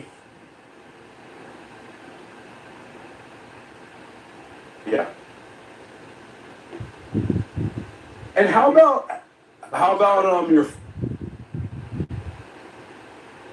Scott? What about you? Do you support the rebuilding of the third temple? Joe. This is not a one-way thing. How do you send funds to something that doesn't exist? Because they have the organizations like thirdtemple.com or whatever. Okay, so I ask you again. How do you send funds to something that doesn't exist? Preparations. You're building a building. You got to get all the permits in place. You got to get all the. Wait a second. Wait, I'm confused now. I said Moshiach would build it. So are you asking me if I'm sending money to Moshiach? I don't think you. Okay, this isn't on replay, so I can't. Exactly what you said, but you. Okay. I don't remember. You said so you think it's gonna? You're one of those Jewish people that think it's gonna just fall out of the sky, pre-formed, and just land there. Is that what you're saying? I told you what I said. You said Mashiach is gonna build it. That's right. So Mashiach is. So when I say Mashiach is gonna build it, does that mean fall out of the sky? Well, a lot of your friends, your Jewish people friends, think that. Wait, it's a yes or no question. I'm the student. You're the teacher, Norm. I understand. So yes or no. Does Moshiach is going to build it mean falling out of the sky? I mean, reasonably speaking, it could. Can you explain how else Moshiach would build it? Okay, so if I say Harvey's going to build it, does that mean it's going to fall out of the sky? Does that mean no, Harvey can't make it fall out of the sky, but Mashiach technically could. According to some of your Jewish friends, what Jewish friend is that? What Jewish friend is that? What kind of Jew are you, El Normo? El Normo, what kind of Jew are you? The bagel and lox kind? The bagel and lox kind? What kind of goy are you? I don't know. I mean, that's... You don't know what you are? Okay, I'll do it. You don't know what you are. I'm the student. I'm trying to learn. Maybe just ask him, how is it going to get built? Maybe I'll be just like you.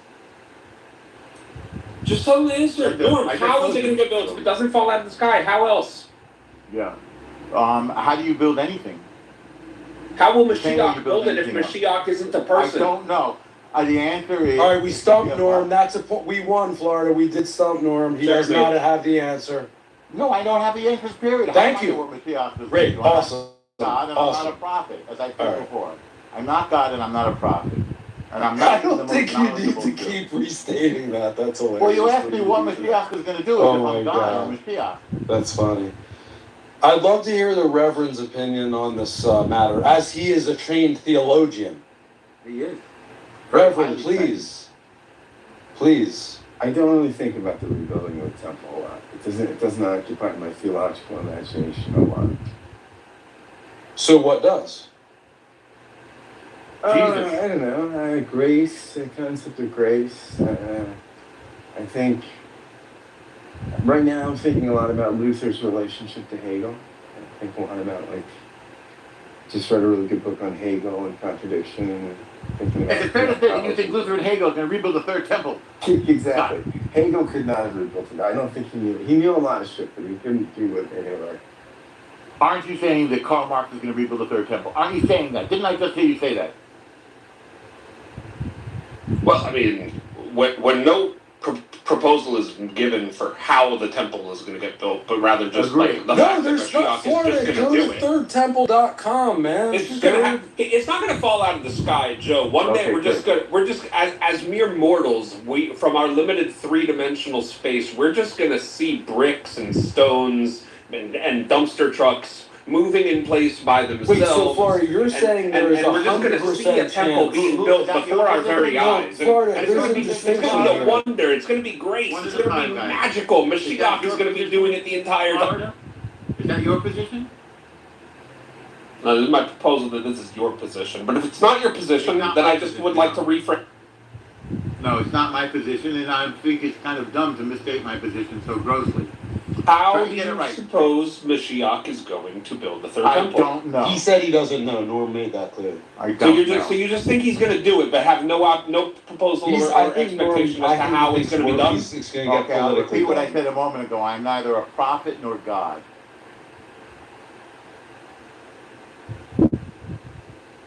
But since you're a fool, is what you are. No, I'm not a fool. I mean, you Why can am I a continue fool? asking him the question or whatever. Why am I a fool? Like, look, I can disagree with Norm on a lot of his positions, Florida, but he's answered your question. Ben, it's a foolish claim. I don't care. I don't care if it's a foolish claim. He answered your question. You keep I don't adding have a claim. what he answered.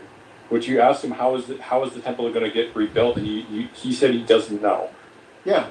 Oh, wait, sorry, guys, can I ask El Normo, in all of his wisdom and knowledge, does he know Jesus? Wisdom and knowledge. And again, Florida, I may agree or disagree. I'm just trying to move the conversation forward. He answered your question. El Normo, thank you, Ben. Do you know what Jesus thinks about the third temple, what his thoughts are? Do I know what Jesus thinks of the third temple? I'm not well read. No clue.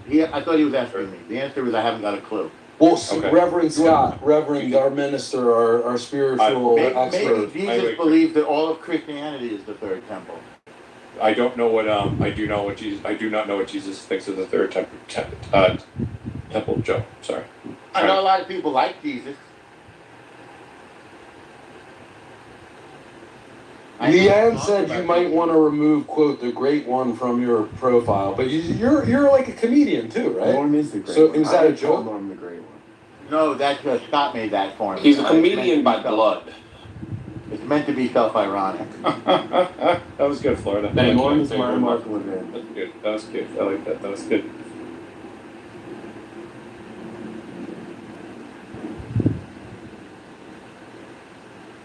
Did you get it, Norm? Because you're Jewish. Us Jews, we're funny. It's just in our blood. Hang on, who asked me that? It's Florida. He He's antagonistic. I'm not sure I accept the things that come from Florida. Spoken from the most antagonistic man on. Hey, I represent that remark. Israel's recent, past, no criticism on them whatsoever. I never said that. Why do you? No, I'm asking. So okay, try again.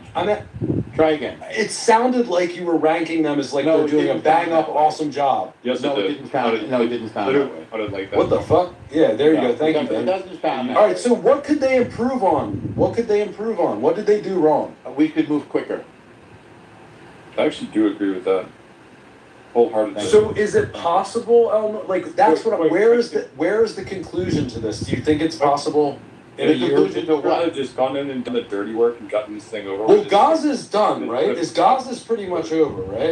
What does that mean, Gaza's It's not done. I mean, it's like 80 or 90% fucking rubble, right? No, I don't think so. I'll do a quick Google search.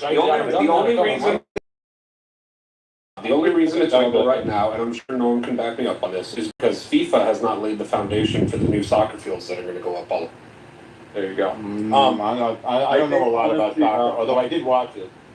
Norm, I think if Israel had gone fast and broken things in the beginning after October 7th, I think they wouldn't be in the situation that you're in right now. I know, but it tries to be humanitarian. Oh no, I get that. So Like I think people I think they had a blank check for about 2 weeks to just level the whole thing. But of course, we would have. But wait, Elmer, do you dispute this? It's a Google search. It says over 80% of buildings are partially damaged or completely destroyed in Gaza.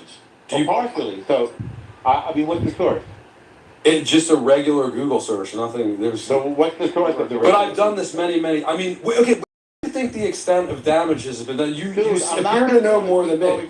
You're the teacher. I'm the student. How bad did Gaza get destroyed? I'm not going to take a lot of questions if you don't answer any of them. Joe, respectfully, like you got to come with better sources than that, dude. It's just it's not good. I thought that was a reason. What? Where do you want me to get the source from? Where has the source? What's the source attached to your Google? Correct. Look at the end of it. At the end of it, in little type, it says what the source is. It doesn't. It doesn't. Well, then you need to go a little deeper. Then don't cite it as a source. I'll try to go to Israel. I'll see what Israel says. But why don't you just look at an actual source? What website is a good website that I can use for this? This is a basic question. AI. At the end of the AI answer, you'll see a little type, and it'll tell you what the sources are. I can't believe I have to teach you how to use your phone. I'm supposed to be a boomer, although I'm not. Be better than this, dude. I'm trying to help you out here. Like I just asked Claude. I logged into Claude. I asked Claude. How much of Gaza has been, as of most recent estimates, July 2026, scale of destruction. Gaza's even more. I'm sorry, Claude says even more. More than 90% of the Gaza Strip has been destroyed. According, you're not going to like the source. It does have a source. Okay, then get a better source. Well, let's just read what, that's the first sentence in Claude. Get a better source. You're saying don't read any more Claude. You're saying Claude is wrong. No, go deeper. Ask for more sources. Well, Claude is providing more sources. What was the source? Al Jazeera. Yeah, they're not reliable. Now, second bullet point, about 77% of housing units had been affected, with nearly 86% of those destroyed, per the joint UN-EU World Bank damage assessment. And that source is the New Humanitarian. That sounds like a good one. Is that a bad one? Not terrible. I think they were booby-trapped is the problem. And the only way to deal with the booby... Why is that, oh my God? Give me a good source then. Let me ask them. Who do you like, Norm? Ask Claude, what percentage of buildings in Gaza were booby-trapped? See what you come up with. And also, respectfully, Joe, if your assertion is that Gaza is a giant rubble, like a giant huge pile of rubble, it's up to you to bring your own sources to the table. Well, I've seen the photos. The photos have come out a while ago. Like the drone cameras and everything, satellite imagery. Joe, hasn't this been out for a while, Ben? Joe, may I ask you a question? I guess this is too controversial. I didn't think it was controversial. I don't think it is controversial at all. I'm telling you, you have to come with better sources than that. You can't just say... Why can't you just support... What percentage of Gaza do you think has been destroyed? Do you think it's less than 80%? Do you think it's 70% or 60%? Joe, I'm not the one making the assertion. You're the one making the assertion. No, I'm asking our great one these questions. The great one has spent a lot of time and effort. He's visited the homeland. But Joe, I don't know you either, Ben, so I'm sorry, I don't know you. I don't know you either. But we do know El Norm. But I want to have a factual... I don't think I'm going to be able to meet your requirements, I'm sorry. I'm just going to say that. Okay, but in order to, if I was having a discussion... I will not live up to your expectations, Ben, sorry. If I was having a discussion on any topics, on American presidential elections, what I think of Graham Plattner's withdrawal from the main Senate race. If I'm having a discussion of any myriad of different topics, scientific or otherwise, and you say, and you make an assertion, and I say, show me your sources, and you say, I did a Google search, in no way, shape, or form, no matter what kind of discussion I'm having, is that ever going to be enough? You're going to have to say, okay, this is according to people. Well, okay, so we went to Claude and Norm liked the New Humanitarian, so we made progress, right? Was it not quick enough? It's not good enough for it? That's much better. Oh, thank you. All right, well, I appreciate it. But just don't booby traps, there's no solid, independently verified figure for this. It's a contested claim. Is that a reasonable response from Claude about the booby traps? Honestly, I never really thought. I just looked it up, and I'm getting 40%. So 40% is self-imposed destruction. No, 40% is booby trapped, and then many of them are also undermined by tunnels. It's the most extensive tunnel system in human history. Right. According, Well, I don't know about that. I mean, according I to do. I do. I don't know how to get rid of tunnels except to blow them up. according to Maybe you whom? do. According to whom, Norm? So According to what? according to whom? According to he every source that I know. wants sources. What source? What source specifically? So Ben, you want to know, according to who is this the most extensive tunnel system in Correct. human history? Well, I'm going with Haviv Rettig Gur, who's a writer for Haaretz, and Okay. he's a liberal Zionist. See, look at that, Joe. See, that's a source. See, that's how you do this shit.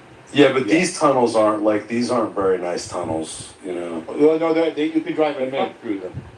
You can drive, like, for example, there was a tunnel. Okay, so North Korea is number one, estimated 5,000 tunnels. That's the Modern War Institute. China, the underground Great Wall. Wait. What's the date on that? On North Korea? You don't know. Okay. So these are just newly discovered. So if you want to put China and North Korea up there with Gaza, I'll accept that. But so let's modify it to one of the greatest tunnel systems in human history. It says it rivals the British metro system.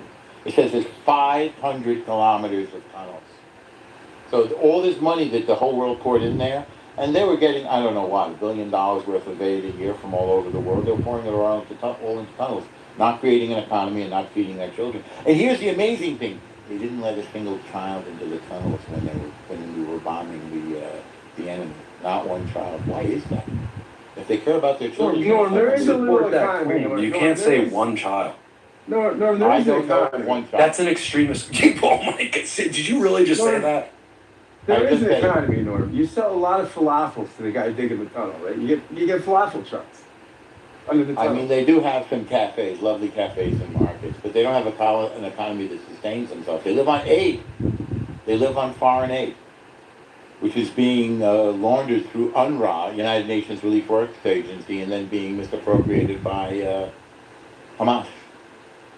UNRWA was found to be completely infiltrated by a terror organization called Hamas, which is why we're not dealing with them anymore. When is the IDF going to let people into, like, Into where? like into Gaza to look around and everything? There have been numerous people in Gaza looking around. Like full out, like just like when you... Full out. Full out. War right now. You don't want to get people killed, but I mean, there have been plenty of people. Yeah, okay, so that I didn't hear. So when do you think this is going to be over with, specifically in Gaza? What's going to be over with? The conflict. Which one? Gaza. What do you think? What do you think is going to take for? I'm not an expert. I'm here for Al Norman's opinion. They have to demilitarize. What about El Trash Bag? They have to demilitarize. What's up, man? The sooner they demilitarize, the sooner that there'll be peace, and the sooner they can rebuild. I got my no, Norman. I'm thinking. I am in total agreement that one of the biggest, most important things in the history of Israel is the temple lineage, and thank you for verifying that. I agree. Well, I know. I'm just, but why? It's we're in agreement. You're not agreeing with me if you misquote me. I'm gonna let Trash Bag take over. It's been a pleasure, guys. It's been a pleasure, man. Did you get what you came for? Take care, Joe. Next time. Wait, is he leaving? Joe, did you get what Well, you were looking for? I'm gonna bounce around. I mean, it's a lot. It's a heavy topic. I don't know how you guys can talk about this all day long. I mean, Al Norman's putting some hours on this thing, man. I know it's like wild. But no, Trash Bag, you take over, man. Take over. Go for it. Joe, did you get what you came for? Yeah, I think it was good. It was good, and I'm all jazzed up that you I gave you the open palette of like thousands of years of history, and you went right to the temple, and I think you're right. Yeah. And you want the rebuilding of the temple, but you're going to leave that up to Mashiach. No, I didn't say I Mashiach. want the rebuilding of the temple. I said I want Mashiach. But yeah, it's in Mashiach's hands. It's in Mashiach's hands. There's no Mashkiach. Mashkiach is a guy who's in charge of kosher. Mashiach, M-O-S-H-I-A-C-H. Sorry, I'm sorry. Yeah. Okay. Well, yeah. So I think that's accurate. Yeah. Yeah. Well, you think what's accurate? Norm. Okay, talk to Trash Bag now. Well, you have Norm Trash Bag. doesn't really like talking to Trash Bag. Are you feeling a little? Well, when you act stupid, I'm not very understanding. Although I learned this morning that you grew up rich, which is interesting. Did your parents cut you off not to bring up a sensitive topic? I mean, I wouldn't say I grew up rich, but Well, that's what you said. I know, but I mean, comparatively. You grew up rich and now you work as an exterminator or something. Yeah, something like that. I don't want to dox you, but did you grow up around where we are? No, I am from Washington, D.C. Okay.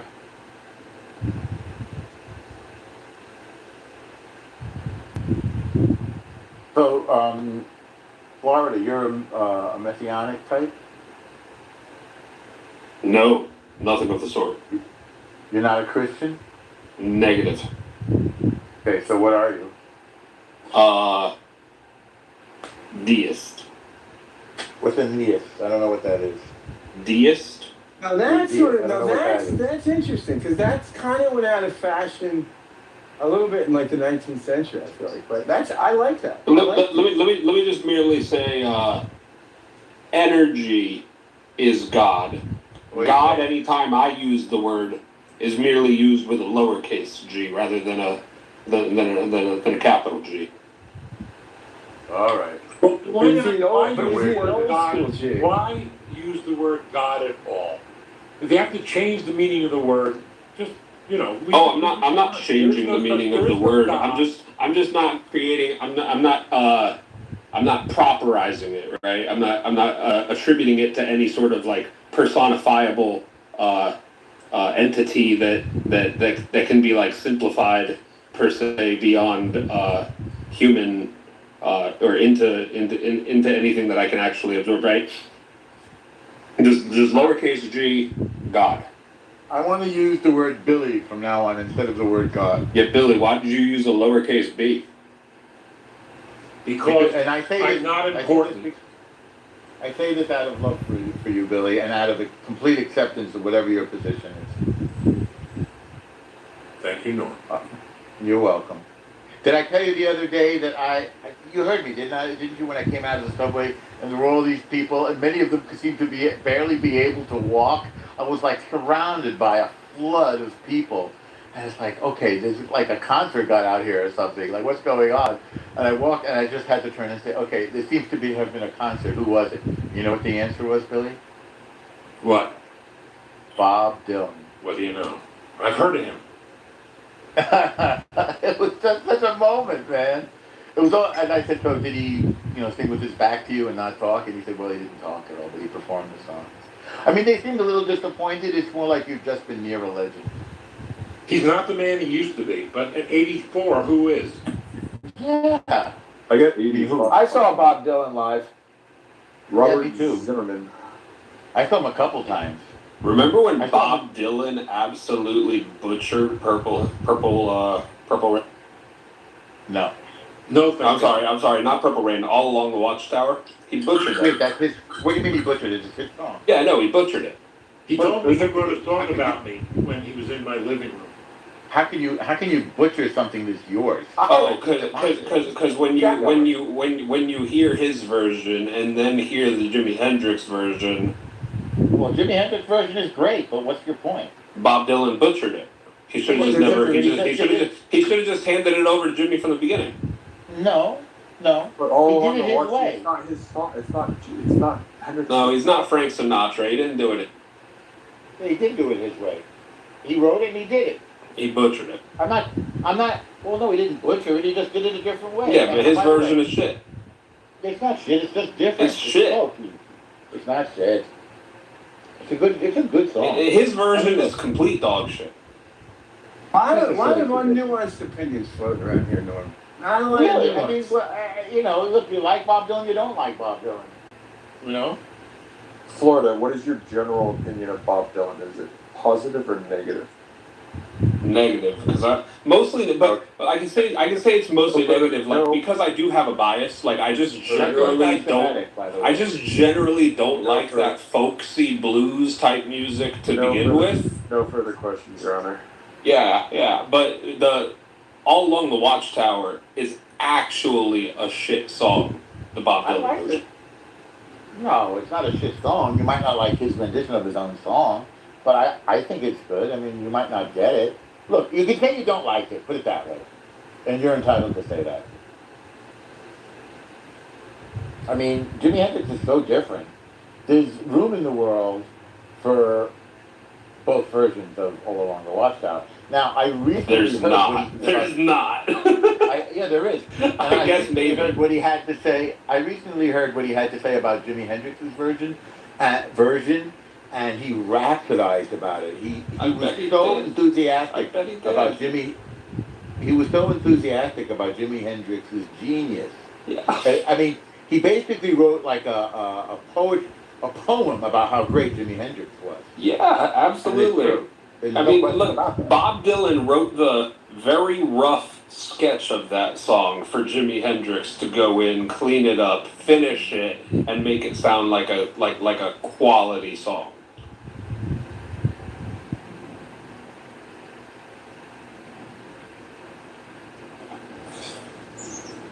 We got rid of it. So I have 2 albums worth of the original Bob Or Dylan. where Dylan basically. It's Norm left. What's going on, Billy? Sorry, go ahead. No, I have 2 albums worth of original Bob writing. In other words, he creates the song, and I have those sheets. He types it out, and then he makes changes to pencil and pen. You know what's funny is I don't actually care for that much Bob Dylan, but I love I've loved the covers of his songs. Yeah, because he's a shit artist, but he maybe wrote good. He maybe wrote decent songs. I thought that he was an incredible writer. There's some of his stuff that I actually like, but he's an incredible songwriter who, quite frankly, I prefer I prefer the covers of his songs. He's not even a good singer. Ever listen to Don't Think Twice, It's All Right? It's a phenomenal song. Beautiful song. Beautifully written song. No, I haven't. Actually, I don't think I have. I might have. Fair enough. I've heard a lot more music than sometimes I think I have. What is the name of this one? Don't Think Twice, It's All Right. There's so many gorgeous songs. Ben, I have to just, in a friendly way, because I have a friendly feeling about our relationship. Sure. What don't you like about the way that I argue? I think honestly, I think it's sorry. I'll let you wrap up, and then I'll answer your questions. What was your answer to my question? Were you going to answer my question? I'm giving you some multiple choice here. I said, what don't you like about the way I argue? I would prefer not to answer. I would prefer to give you an answer as opposed to taking multiple choice. Can I just answer your question, Well, do I was have to just be saying, multiple choice? Can I just choose the option? You can respond any way you like once I'm done. For example, is it too prosecutorial? I thought you were giving me multiple choice. Do I have other options? You said you were going to give me multiple choice answers. So you just gave me one response. Prosecutorial? Is it too antagonistic? Is it too aggressive? Or none of the above? You want to say it in your own way, which you have every right to do? None of the above. I want to say it my own way, which is what I was trying to do anyways. But you interrupted me to give me. I understand that. I hope you can live with that. Yes, I think I'll figure out a way to manage. I think what it comes down to, I think it's a different thing. You're a Jew from New York, and I am a non-Jew from Maine, and so I think that there's some. We argue different. So I honestly style. I think it's a style. Yes, I do. Okay. When I'm in a room with you, when I see the way that you argue, again, I tend to agree with a large percentage of the positions that you argue on Clubhouse, at least the ones that I've heard. But I very much disagree with the way that you present them. Okay. And again, you and I both come to a lot of the same conclusions. I'm like, damn, he's butchering the way I would have argued this. So it comes down to the execution of the. We're both coming to a lot of the same conclusions. That's why a baseball team has many different players, and then many of them play with different styles. Sure. And I'm proud to play on the same team as you. No gay, no Diddy here, by the way. No, I get you. I would have. Yeah, it's same with like football as well. It's like you can have a run first offense or a pass first offense. I don't really give a shit as long as you win. So. What I was going to say is that you can invest in pitching or hitting. I would prefer the Red Sox. You might prefer, I don't know, a New York team. Did you ever see the film Moneyball? You know what's funny is I just was talking to somebody about that the other day. I still have never seen that, even though I. Dude, you have to see it and put it at the top of your list. You have to, because if you're thinking, and you said you like sports, right? Yeah, big sports guy, definitely. Yeah, big sports. Okay, we can hold a room about it. I'll even watch it again. Soccer, baseball, football, basketball. Well, FIFA this year, Ben, practically saved my life. Ben. A little bit of tennis, a little bit of golf. You name it, I'll probably at least have a conversation about it. There are sports that I'm not as good at, but I can, generally speaking, at least have a precursory knowledge in those. A lot of professional sports. So Ben, FIFA this year saved my life because it got my mind off of the war and the Jews and anti-Semitism and all that stuff, and I just got heavily into watching this game that I did not understand very well. Well, my Liverpool was about to drive me to the depths of despair, but they fired Arne Slot and picked up Areola, and hopefully they'll do better this year. So they have their second preseason match today, actually at Yankee Stadium. They're actually holding a soccer match at Yankee Stadium between Wrexham, which is owned by Rob McElhenney or whatever the guy's name is, and who's the other one that was Deadpool?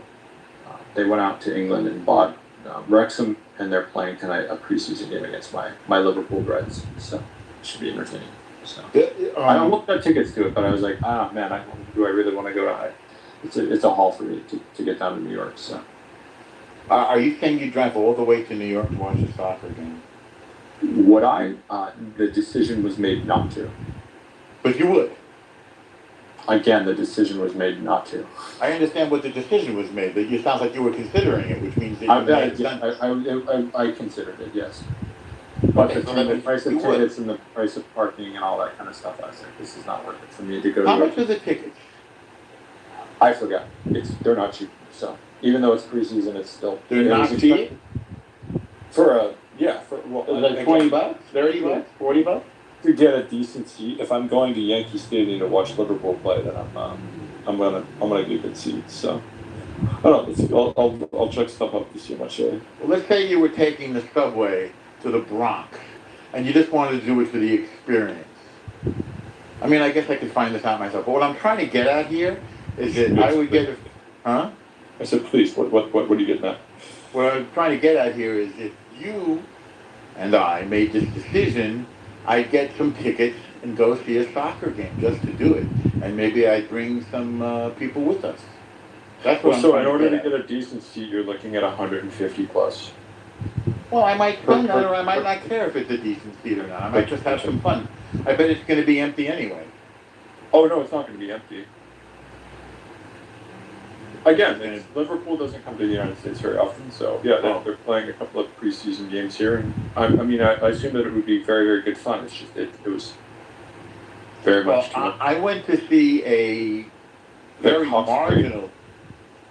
I would rather save my money than just fly to England and go watch them play in Anfield. So, well, I went to see Boreham. I think it's called Boreham Green? Boreham Wood? I don't know. I went to see, I guess, a minor soccer.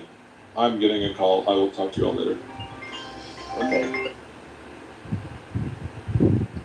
Billy, I find people who put up with me interesting.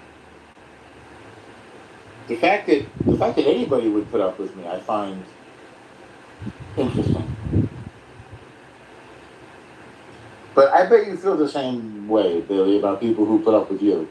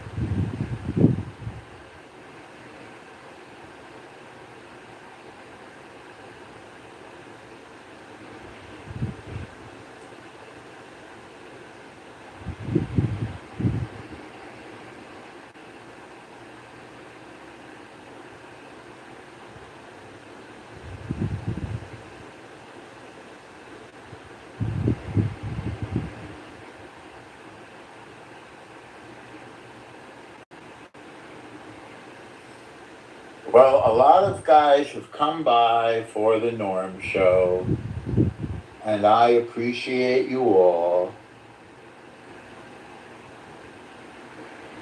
I do have some other stuff to do.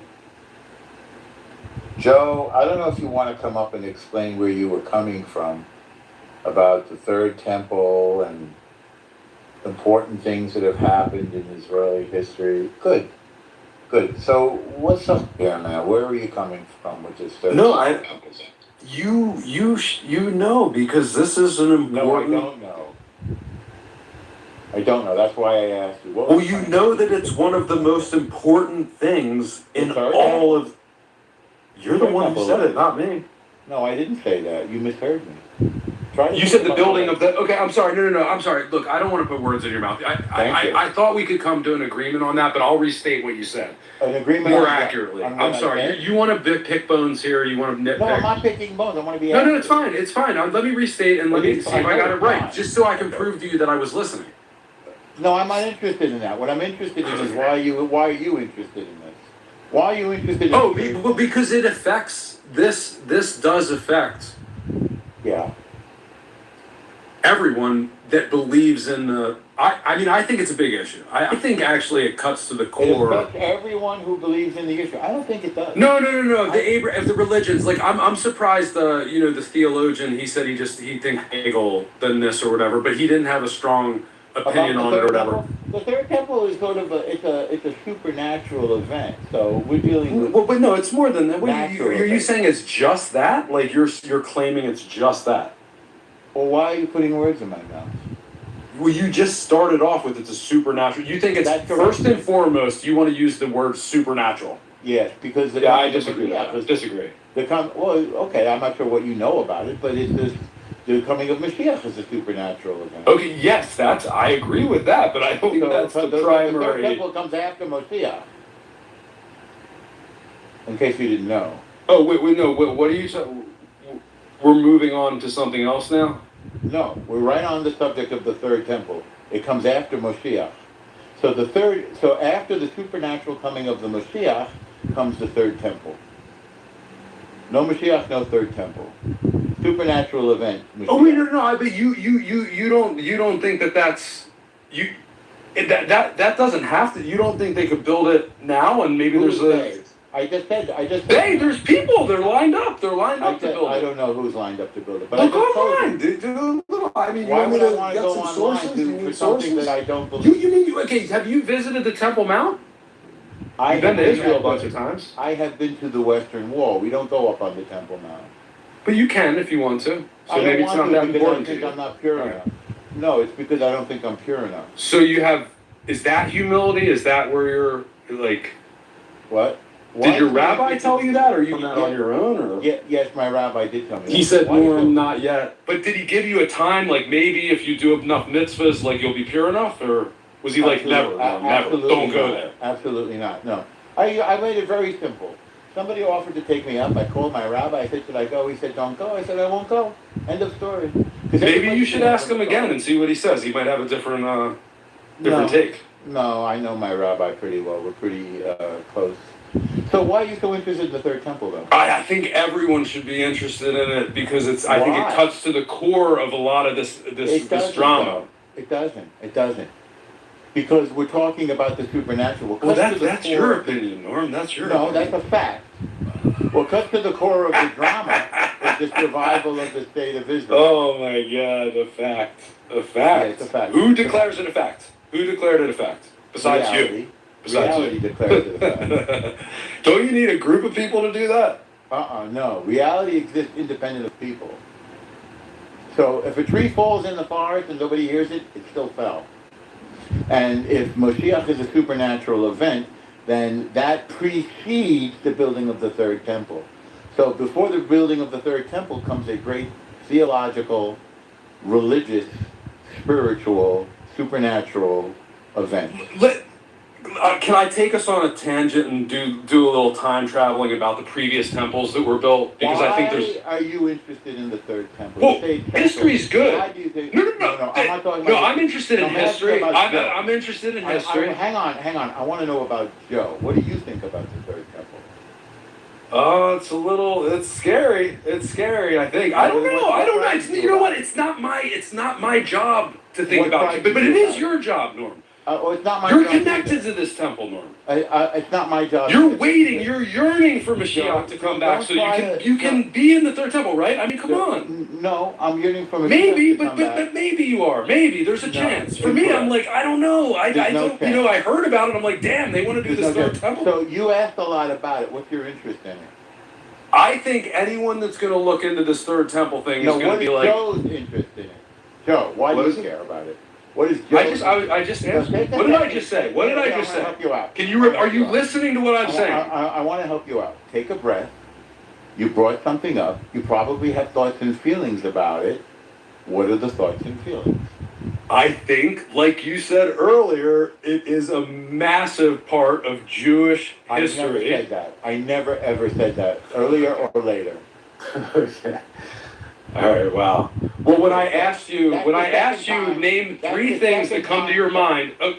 That's the second time you've screwed that up. So I'm wondering why you keep. Okay. Let me see if I just screw this the second time I screw. Okay. Let me see if I screw it up this time. I asked you what are three of the most important events ever in the history of all Israel or Judaism for thousands of years, and you brought up one of the things. You brought up a war. I brought up three things. I brought up the Torah.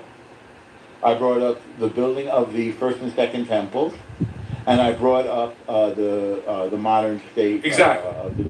Correct. Yeah. Now, can I speak now? Yes. Now you're focused only on one of those. No, I'm not. That's why I know. Norm, I just said let's go back to the first and second temples. Let's talk about them. Wait. Why did you? Let's go back. You brought up those two temples. Let's talk about them. Which one did you? Hang on, Joe. Norm, you're fucking gaslighting me here. Come on. No, sir. Of those three things, why are you only fixated on one of them? I'm happy to be fixated on the first or the second one if that makes you feel better. Let's talk about pick one. We can move off the third temple. Let's go to the first. Excellent. Let's go to the receiving of the Torah. What do you think? No. I didn't talk about the Torah. Yeah. I talked about it. So three important events. I don't want to talk about the Torah. It's okay. I don't want to talk about the Torah. You should. I want to talk about the temple. You don't like the third temple. Let's talk about the most important. You want to talk about the Babylonians or the Romans? Babylonians are. Slow down. You're very manipulative. You're very manipulative. No, I'm not, sir. No, sir. Norman. Slow down, Joseph. You're very manipulative, Norman. The most important event in Jewish history. Norman. Mount Sinai. Joseph. So, what are your feelings about the giving of the Torah to the Jewish people on Mount Sinai? What do you feel about it? Most important. It seems like a good. I guess it's not my thing, man. I'm not really connected to it, but it doesn't. I'm not opposed to it. Sounds alright. None of this is your thing. So no. But it is because it's like it is a little bit. I mean, it's Western civilization and whatnot. Are you a Christian?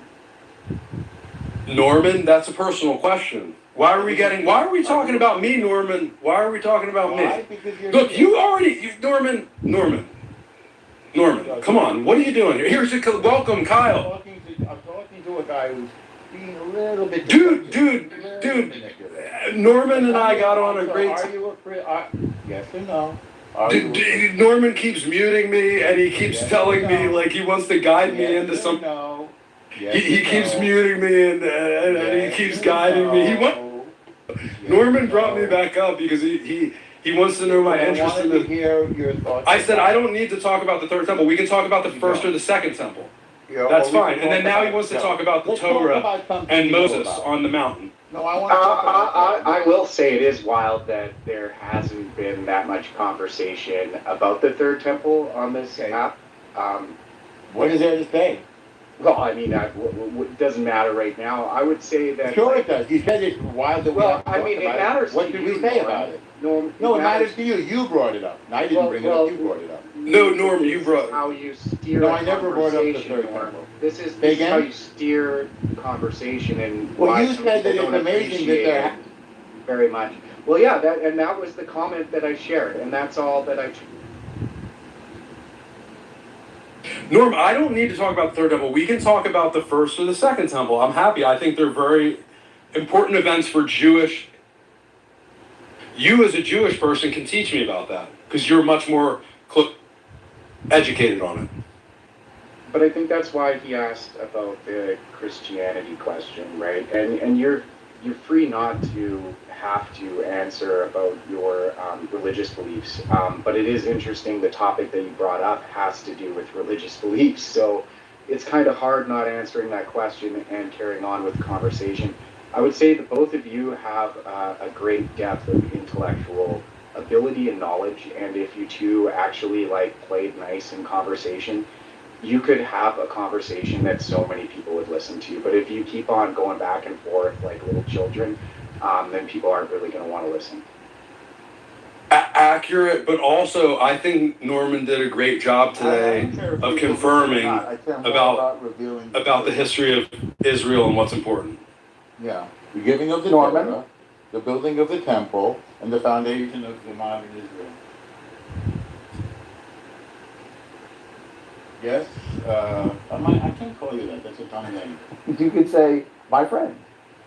No, I don't like it. You can call me. You can call me Zach Ruda. Okay, Zach. So what's up, Zach?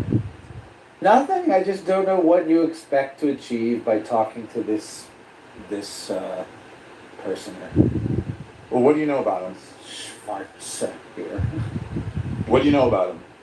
Nothing. I just know that he hates Jews for no reason. Oh my God, Norm! What? Oh my goodness! Ridiculous! Please. This is ridiculous. They're ridiculous. Norman, what are you doing, Norman? That's ridiculous. Norman, what are you doing, Norman? That's ridiculous. So how did you know that he hates Jews? What was that other thing? Oh, answer his question. Yeah, how do you know that? I'll tell you what it is. Apartheid, genocide, gay pride. That's your favorite thing that I ever said. Zach, are you there? I'm here. I lost you. Okay, no, you went out for a sec. I move around a lot while I'm doing it, and my signal sometimes wanes. So you can say, what's the other thing that I said? And I was telling you that it's apartheid, genocide, gay pride is your favorite thing. Oh, right. No, and when you say Balfour Declaration. Balfour Declaration, gay pride, genocide, apartheid. So Norman, this is one of your friends on here? My friend? This is one of your friends, and you take his... Very loosely, I consider... But how credible is he, Norman, according to you? You think his claims are accurate, that I'm anti-Semitic, that he knows me? This trash bag picture here? I may have the picture of a trash bag, but that doesn't mean I'm... How far back do you guys go? Like, how far back do you guys go? I would say 5 years. Zach, why is he... What evidence do you have that he's an anti-Semite? No evidence. I mean, I'm being facetious. You're but just I think being an asshole. No, but I think, let me answer the question fully. I think that at this point, the people who don't understand the conflict between Israel and Palestine have some sort of personal bias that might be subconsciously motivating their decision making. And that doesn't go the other way around. Conscious or unconscious? Well, let me tell you this, which you might think is interesting. Wait, Zach, before you enter that. The other way around would be people who do understand it have no bias. That's what the other way around would be. Which would be you, El Norma, the great one. Well, I don't... You are the great one. Can I tell you guys something that neither of you know? By the way. I don't even know if Norm knows. Are you jealous, Joe, that nobody calls you the great one? Norm, you're a fucking dude. I'm just... Oh my God. Joe, would you feel better if we called you... It would be better if we called you the insufficient one or the inadequate one. Would you like that? I can try. Let Trash Bag go. Let's hear from Trash Bag. No, I want to hear what kind of nickname. Trash Bag's your longtime friend. This is your longtime friend. I want to get to know your friends, Norm. How about the inadequate one? He's a longtime friend of yours. The Trash Bag. I'm already widely known as the inadequate one. Okay, so I'd have to be second in line. Well, we can call you the insufficient one. I'm fine. Whatever. Norm. What? So Norm said that overall Israel's doing a great job overall. Very excellent military with low, very, very caring and sensitive of killing people. Can I ask a question? Yes. I've got a question for Joe. Yes. Apartheid, genocide, Balfour Declaration. Balfour Declaration. Joe. Joe. Yeah, thank What- you for reminding me. I don't. I know, that's fun. That's a fun one. Joe, what do you think the goal is of the Palestinians? What is their goal? Kill the Jews. Now, I didn't ask you, Norm. I know. Oh, me. Norm, it's not your turn right now. Me. I know. Joe, Kill the Jews. the question is for Joe. The question remains for Joe. Should you choose to accept? I reject the form of the question. Well, what do you mean? What's Zach, wrong it's like with that this. question? Zach, isn't it fair to say that, Joe, you believe that the point of the Palestinians is to kill the Jews? Didn't you just say that, Joe? What? That's how you have to answer. Joe, the correct answer is I'm not. I'll take certain advice from you, Norm, but not that one. Joe. No, Joe. The correct. I'm Let me not give you giving the it to you. I'm answer. giving it to Zach. I'll give you the answer, Joe. The correct answer is peace and justice and statehood. That's the correct answer. Wait, that's the goal of the Palestinians, so-called Palestinians? Well, from his perspective, if you No, he doesn't believe that. He doesn't give a shit what they believe in. He just wants to hate Jews. He doesn't care about what the Palestinians want. Who wants to If it's not hate about what Jews? the Palestinians- look, if you Who don't want wants to to play hate my Jews? game, then we're not going to play. You, Joe the schmuck. I'm honorary Jew. I am blessed by the Jews, and I'm an honorary Jew. You're an honorary. I am an honorary Jew. Can I And ask I'm part of the Noahide covenant. I'm part of the Noahide Can I covenant. just ask you So respect my insufficiency. Respect my insufficiency.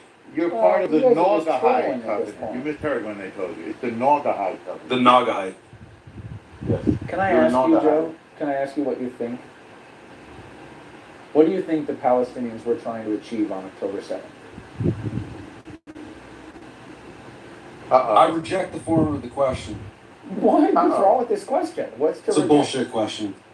No, it's not. Well, can you rephrase Anyway, the I'm not the question? one on trial here. You guys are. Like you and El Normo. You started. You guys are both doing a lot of stuff. I didn't realize Why you're are putting the us on Jews trial.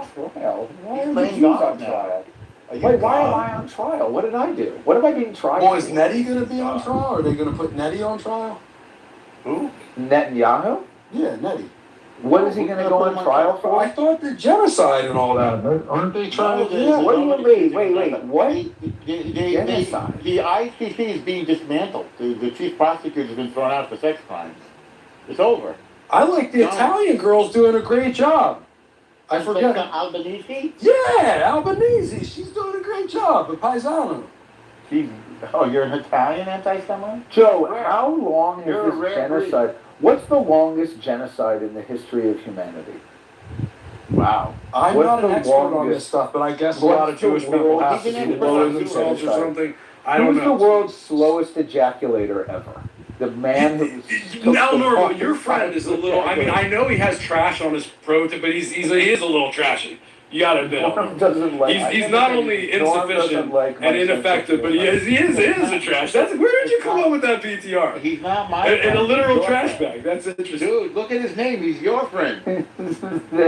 Is that? I can answer that No, question. but seriously, my friend, where did you? Yeah, tell us about your PTR trash Yeah, I bag. told you he was your friend. At least you admitted that much, Joe. And I started going by your friend the trash bag for two reasons. First of all, because I think it's funny when people, especially Middle Easterners, when they say, my friend, oh, my friend, excuse me, my friend, shukran, ofwan, my friend. And I think it's funny when people on Clubhouse say, my friend. And now when people refer to me, when they don't know me, they have to say, listen, my friend, or whoever the fuck you are. And I find that hilarious. And it's my friend the trash bag because people treat me like trash. And people treat everybody like trash on this fucking app. People just shit all over each other. It's not true. It's not true, my friend. It's not true, my friend. Well, that's my opinion. It is your opinion, but it's not true. It's not reality, as Norm likes to say. It's not reality. It's also a Rorschach test. Because if you don't like me, you can call me trash bag. Does Norm treat you like trash? Does Norm treat you like trash? Wait, wasn't Rorschach in Welcome Back, Kotter, my friend? No, I don't know. It's a dated reference. I'm only 38. Why don't you invite some more people up from the audience, El Normo? Because you won't have a conversation with me. So just go and invite. You bring your trash friend in here, and then your trash friend is calling me an anti-Semite, which is ridiculous. And then you're just thinking. I asked you a question. Bring some more people up. Bring some more people up. I asked you your question, and you were afraid to answer because you're a coward. You're a scaredy cat. I asked the question. You're a scaredy cat, El Normo. No, wait a minute. I asked No, the you question are. too. No, I you asked are. No, you are.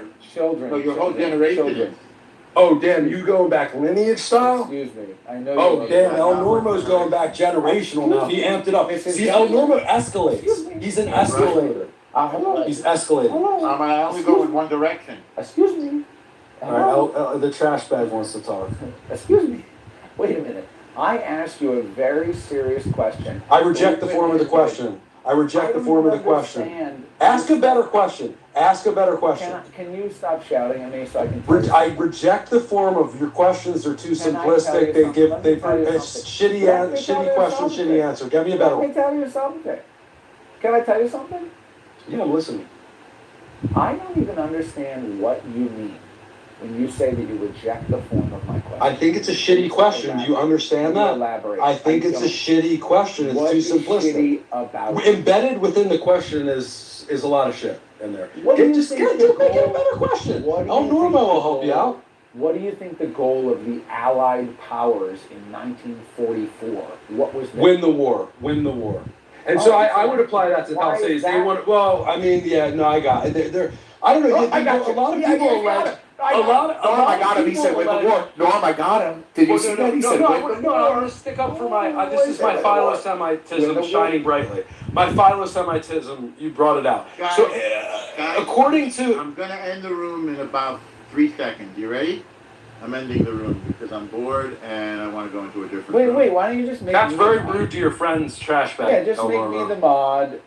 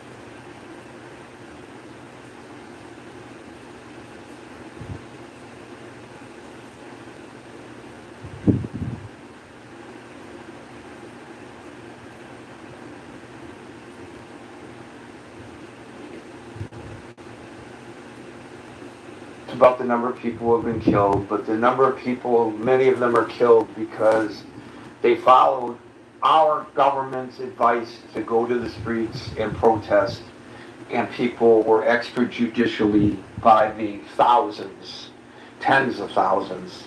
How many tens of thousands, people argue, it doesn't really matter. They are killed for simply expressing, demanding redress from their own government. And they were encouraged by the United States, though we collectively kind of had blood on our hands. Room rules, ladies and gentlemen, room rules. We're here Monday through Friday from 5 o'clock New York time. Top of the hour, I give my opening salvo, which hopefully will encourage you to join Scott and Yossi and me on the stage, or you can come up now in anticipation of what you might want to say based on the topic, or if something is said on the stage prompts you to want to join us, raise your hand, and you will be invited onto the stage. I call people in the order in which I see them on the stage, which may not coincide with the order in which you see yourself. And so, if it appears I've skipped over you, worry not. It just means I see you further down the queue than you see yourself. I always get to everybody who's on queue on the stage, time permitting. We no longer invite people up to the stage in mass, but one at a time, to maintain that order. So if you're waiting down there with your hand up, don't lose hope, I'll get to you as well. Generally speaking, after people speak, they're removed from the stage to the audience, not punitively, but just to maintain that order. If it happens to you and you want a second go at it, raise your hand, time permitting, you'll be permitted and invited back up onto the stage to speak a second time. Unlike many of the other rooms on Clubhouse in the Critical Thinking Forum, we do not interrupt one another, and we treat each other with a degree of decorum and respect, even when we vehemently disagree. And if I or a moderator asks you a question, it's not to start a verbal fisticuff. And new rule, if people stray off topic, they're going to get removed from the stage. We're going to try to stay as close to the topic as possible. Whether I agree with them or not is not the point. If you fall off topic, if you come up with your own agenda here that has nothing to do with the agenda of the room for the day, off the stage. Off with his head! Let's see if I have time very quickly to also... Ryan, we invited you up. I don't know why you didn't make the trip. Sue, L, Marcus, Liz, Philip, Color. Here's somebody who doesn't appear. Because it's a dot. Name, Jordan, DD, the Ever Present Anonymous, Thomas, Ezekiel, and Vader. Welcome to the room. We're now at the top of the hour. Welcome to the Critical Thinking Forum. We're here Monday through Friday at 5 o'clock New York time. Today's topic is, are Trump's threats against Iran effective? And what I mean by that, do they resonate with the mullahs? There's been a pause in the action. There had been a pause in the action. The reason for the pause, it's a question of veracity. On the one hand, we know that Central Command has told the president they're running out of munitions and they cannot sustain the attack in the manner in which they have been occurring. It's time to back off. As a matter of fact, we have accomplished everything that we can militarily based on the current campaign as directed. The president, of course, maybe because it's true or maybe because he's trying to save face, says the Iranians asked us to stop so that we can concentrate on negotiations. And then yesterday, the Iranians attacked U.S. military assets in Jordan. I was a little surprised that Central Command called it an attempted surprise attack. I don't believe for a moment that to the Central Command that attack was a surprise. I'm sure that they were prepared as they were, because they did successfully repel, they say, the attacks. then it's not a surprise, it's a potentiality when it comes to Iran. And so how is it a surprise? You're prepared for it. But that's what they called it, a surprise attack. Well, that of course pissed the president off. Okay, so I'm going to use words that are not mine. These are the words of your president, ladies and gentlemen, your president. He gets on the phone to Fox today. He talks to Trey Yingst, who's a great correspondent in Tel Aviv. He's a terrific war correspondent.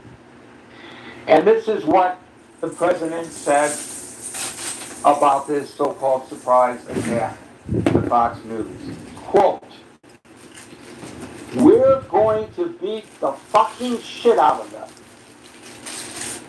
So, President of the United States, this is not Nixon venting in the privacy of the Oval Office and being caught on the hidden microphones.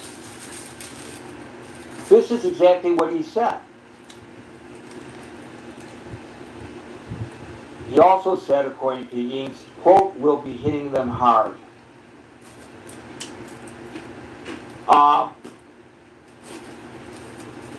I mean, that's what he said. We're going to beat the effing shit out of them. We'll be hitting them hard. They're going to get a beating. So, he comes up with all of these bombastic comments just a day before he talked about attacking the bridges and power plants of Iran, which is something that even a number of Republican senators who have been solidly in his corner find objectionable, because they are on the record even as saying nobody wants the United States targeting targets that can result in civilian casualties. They've been very, very specific about the targeting. By the way, yes, early on in all of this, a school was hit. And it should not have happened, and it was a big F-up by somebody in the military. But there is zero evidence to show that that was intended as a school being a target. It's not like the Pentagon said, "Hey, Mr. President, we can really mess with that Iranian regime." Well, right there, right outside a military base, there's a school full of girls. We can break their back by blowing up a school. I don't think that conversation occurred. I think all the evidence suggests that it was a case of mistaken usage of the facility. I think they didn't follow the intel because the intel that they were using was dated, because that school had been used for other purposes. That building had been repurposed as a school. And it's a monumental screw up, and it got compounded by the cover-up. Well, we're not so sure that it was our cruise missile that did that. We're still investigating, but we believe that it was an errant Iranian rocket. Look, just admit that you screwed up and get on with life. Because sooner or later it's going to come out, and it's going to feed this whole propaganda argument about how horrific the Americans are when it comes to war crimes. For that to be a war crime, it has to be deliberate. Again, it should never have happened. But it did. And God bless those kids and their family members. Oops. All Americans should have empathy for that. But as we hear the president's commentary, which gets more and more and more strident. And this is the strongest public statement that he has ever made, to my knowledge anyway, and I've obviously followed this pretty closely. I'm sure it's designed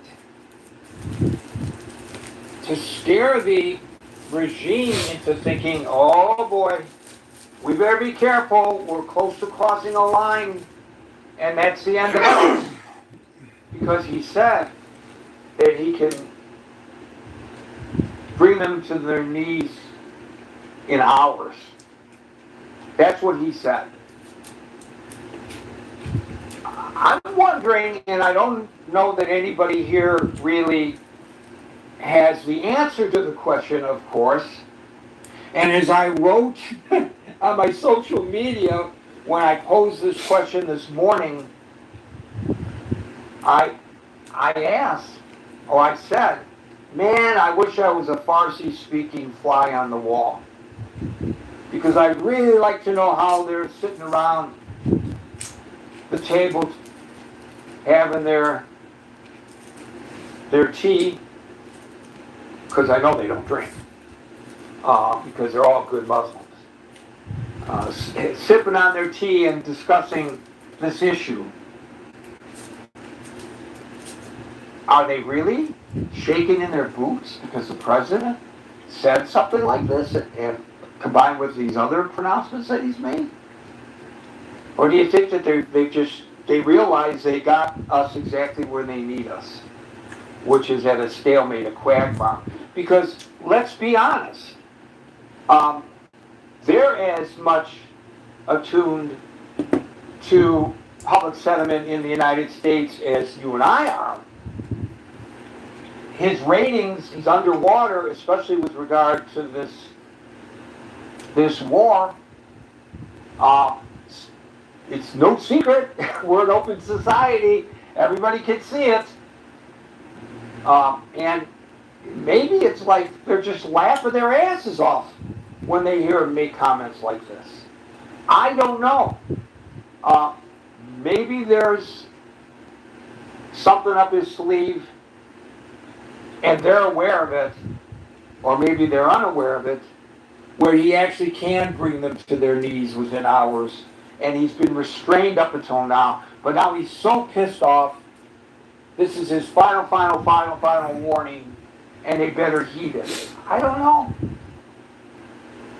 So what do you all think about this? I'm going to start calling people in the order in which I see them on the stage. And today that order begins with Alan, followed by Marshall.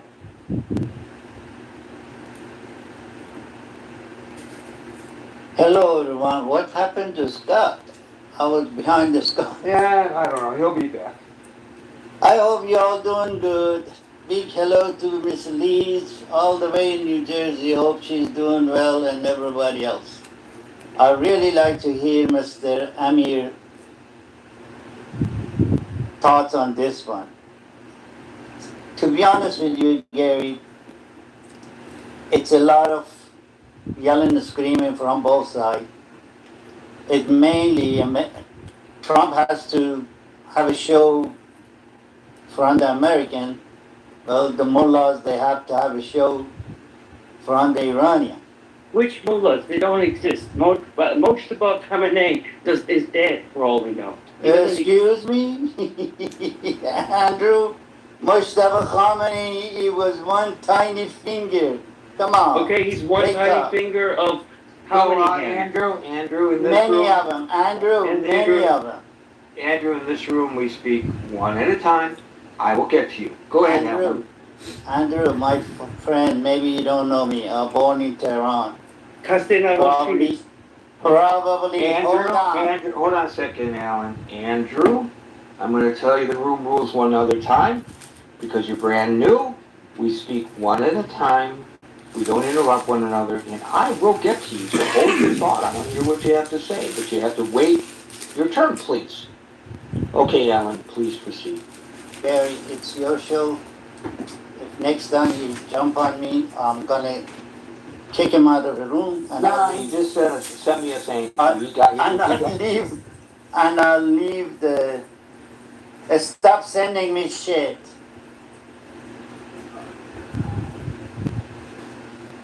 Anyway, to the point of the room, the topic du jour, you say that both sides are full of bravado. But it's also, isn't it true, Alan, a question of veracity? Yes. No? So here we look at the Strait of Hormuz. Right. We have a president of the United States who says, we control the Strait of Hormuz, it's open. We've got the mullahs who say, ha ha ha ha ha, if the Strait of Hormuz is open, why has not one U.S. flagged ship gone through the Strait of Hormuz okay. since February 28th? And the other day when this little exchange occurred, the previous day, there were 4 ships that went through the Strait of Hormuz. Now, it used to be 140 a day. So, I don't know, maybe the Strait of Hormuz is controlled by the United States and open, but when you weigh all of this and you measure the veracity, I think most people might question whether the president is, shall we say, misleading on his pronouncements. Well, he is misleading on his pronouns, but that doesn't he's deliberately misleading. The Strait of Hormuz, he is right in one point, is open. I'd like to hear Amir's opinion on that one too, because this is what my opinion, this is what the information I get from my sources. The Strait of Hormuz, the way Trump says, the Strait of Hormuz is open because certain ship they go and come based on how much money they pay to Iran, and they go in and they come out. So he says this, which me and you we don't see, and we don't have the equipment to see how many ship goes and comes. They tell us what they need to tell us, or what is necessary. We hear the whole thing is, but it's been open. They charging $2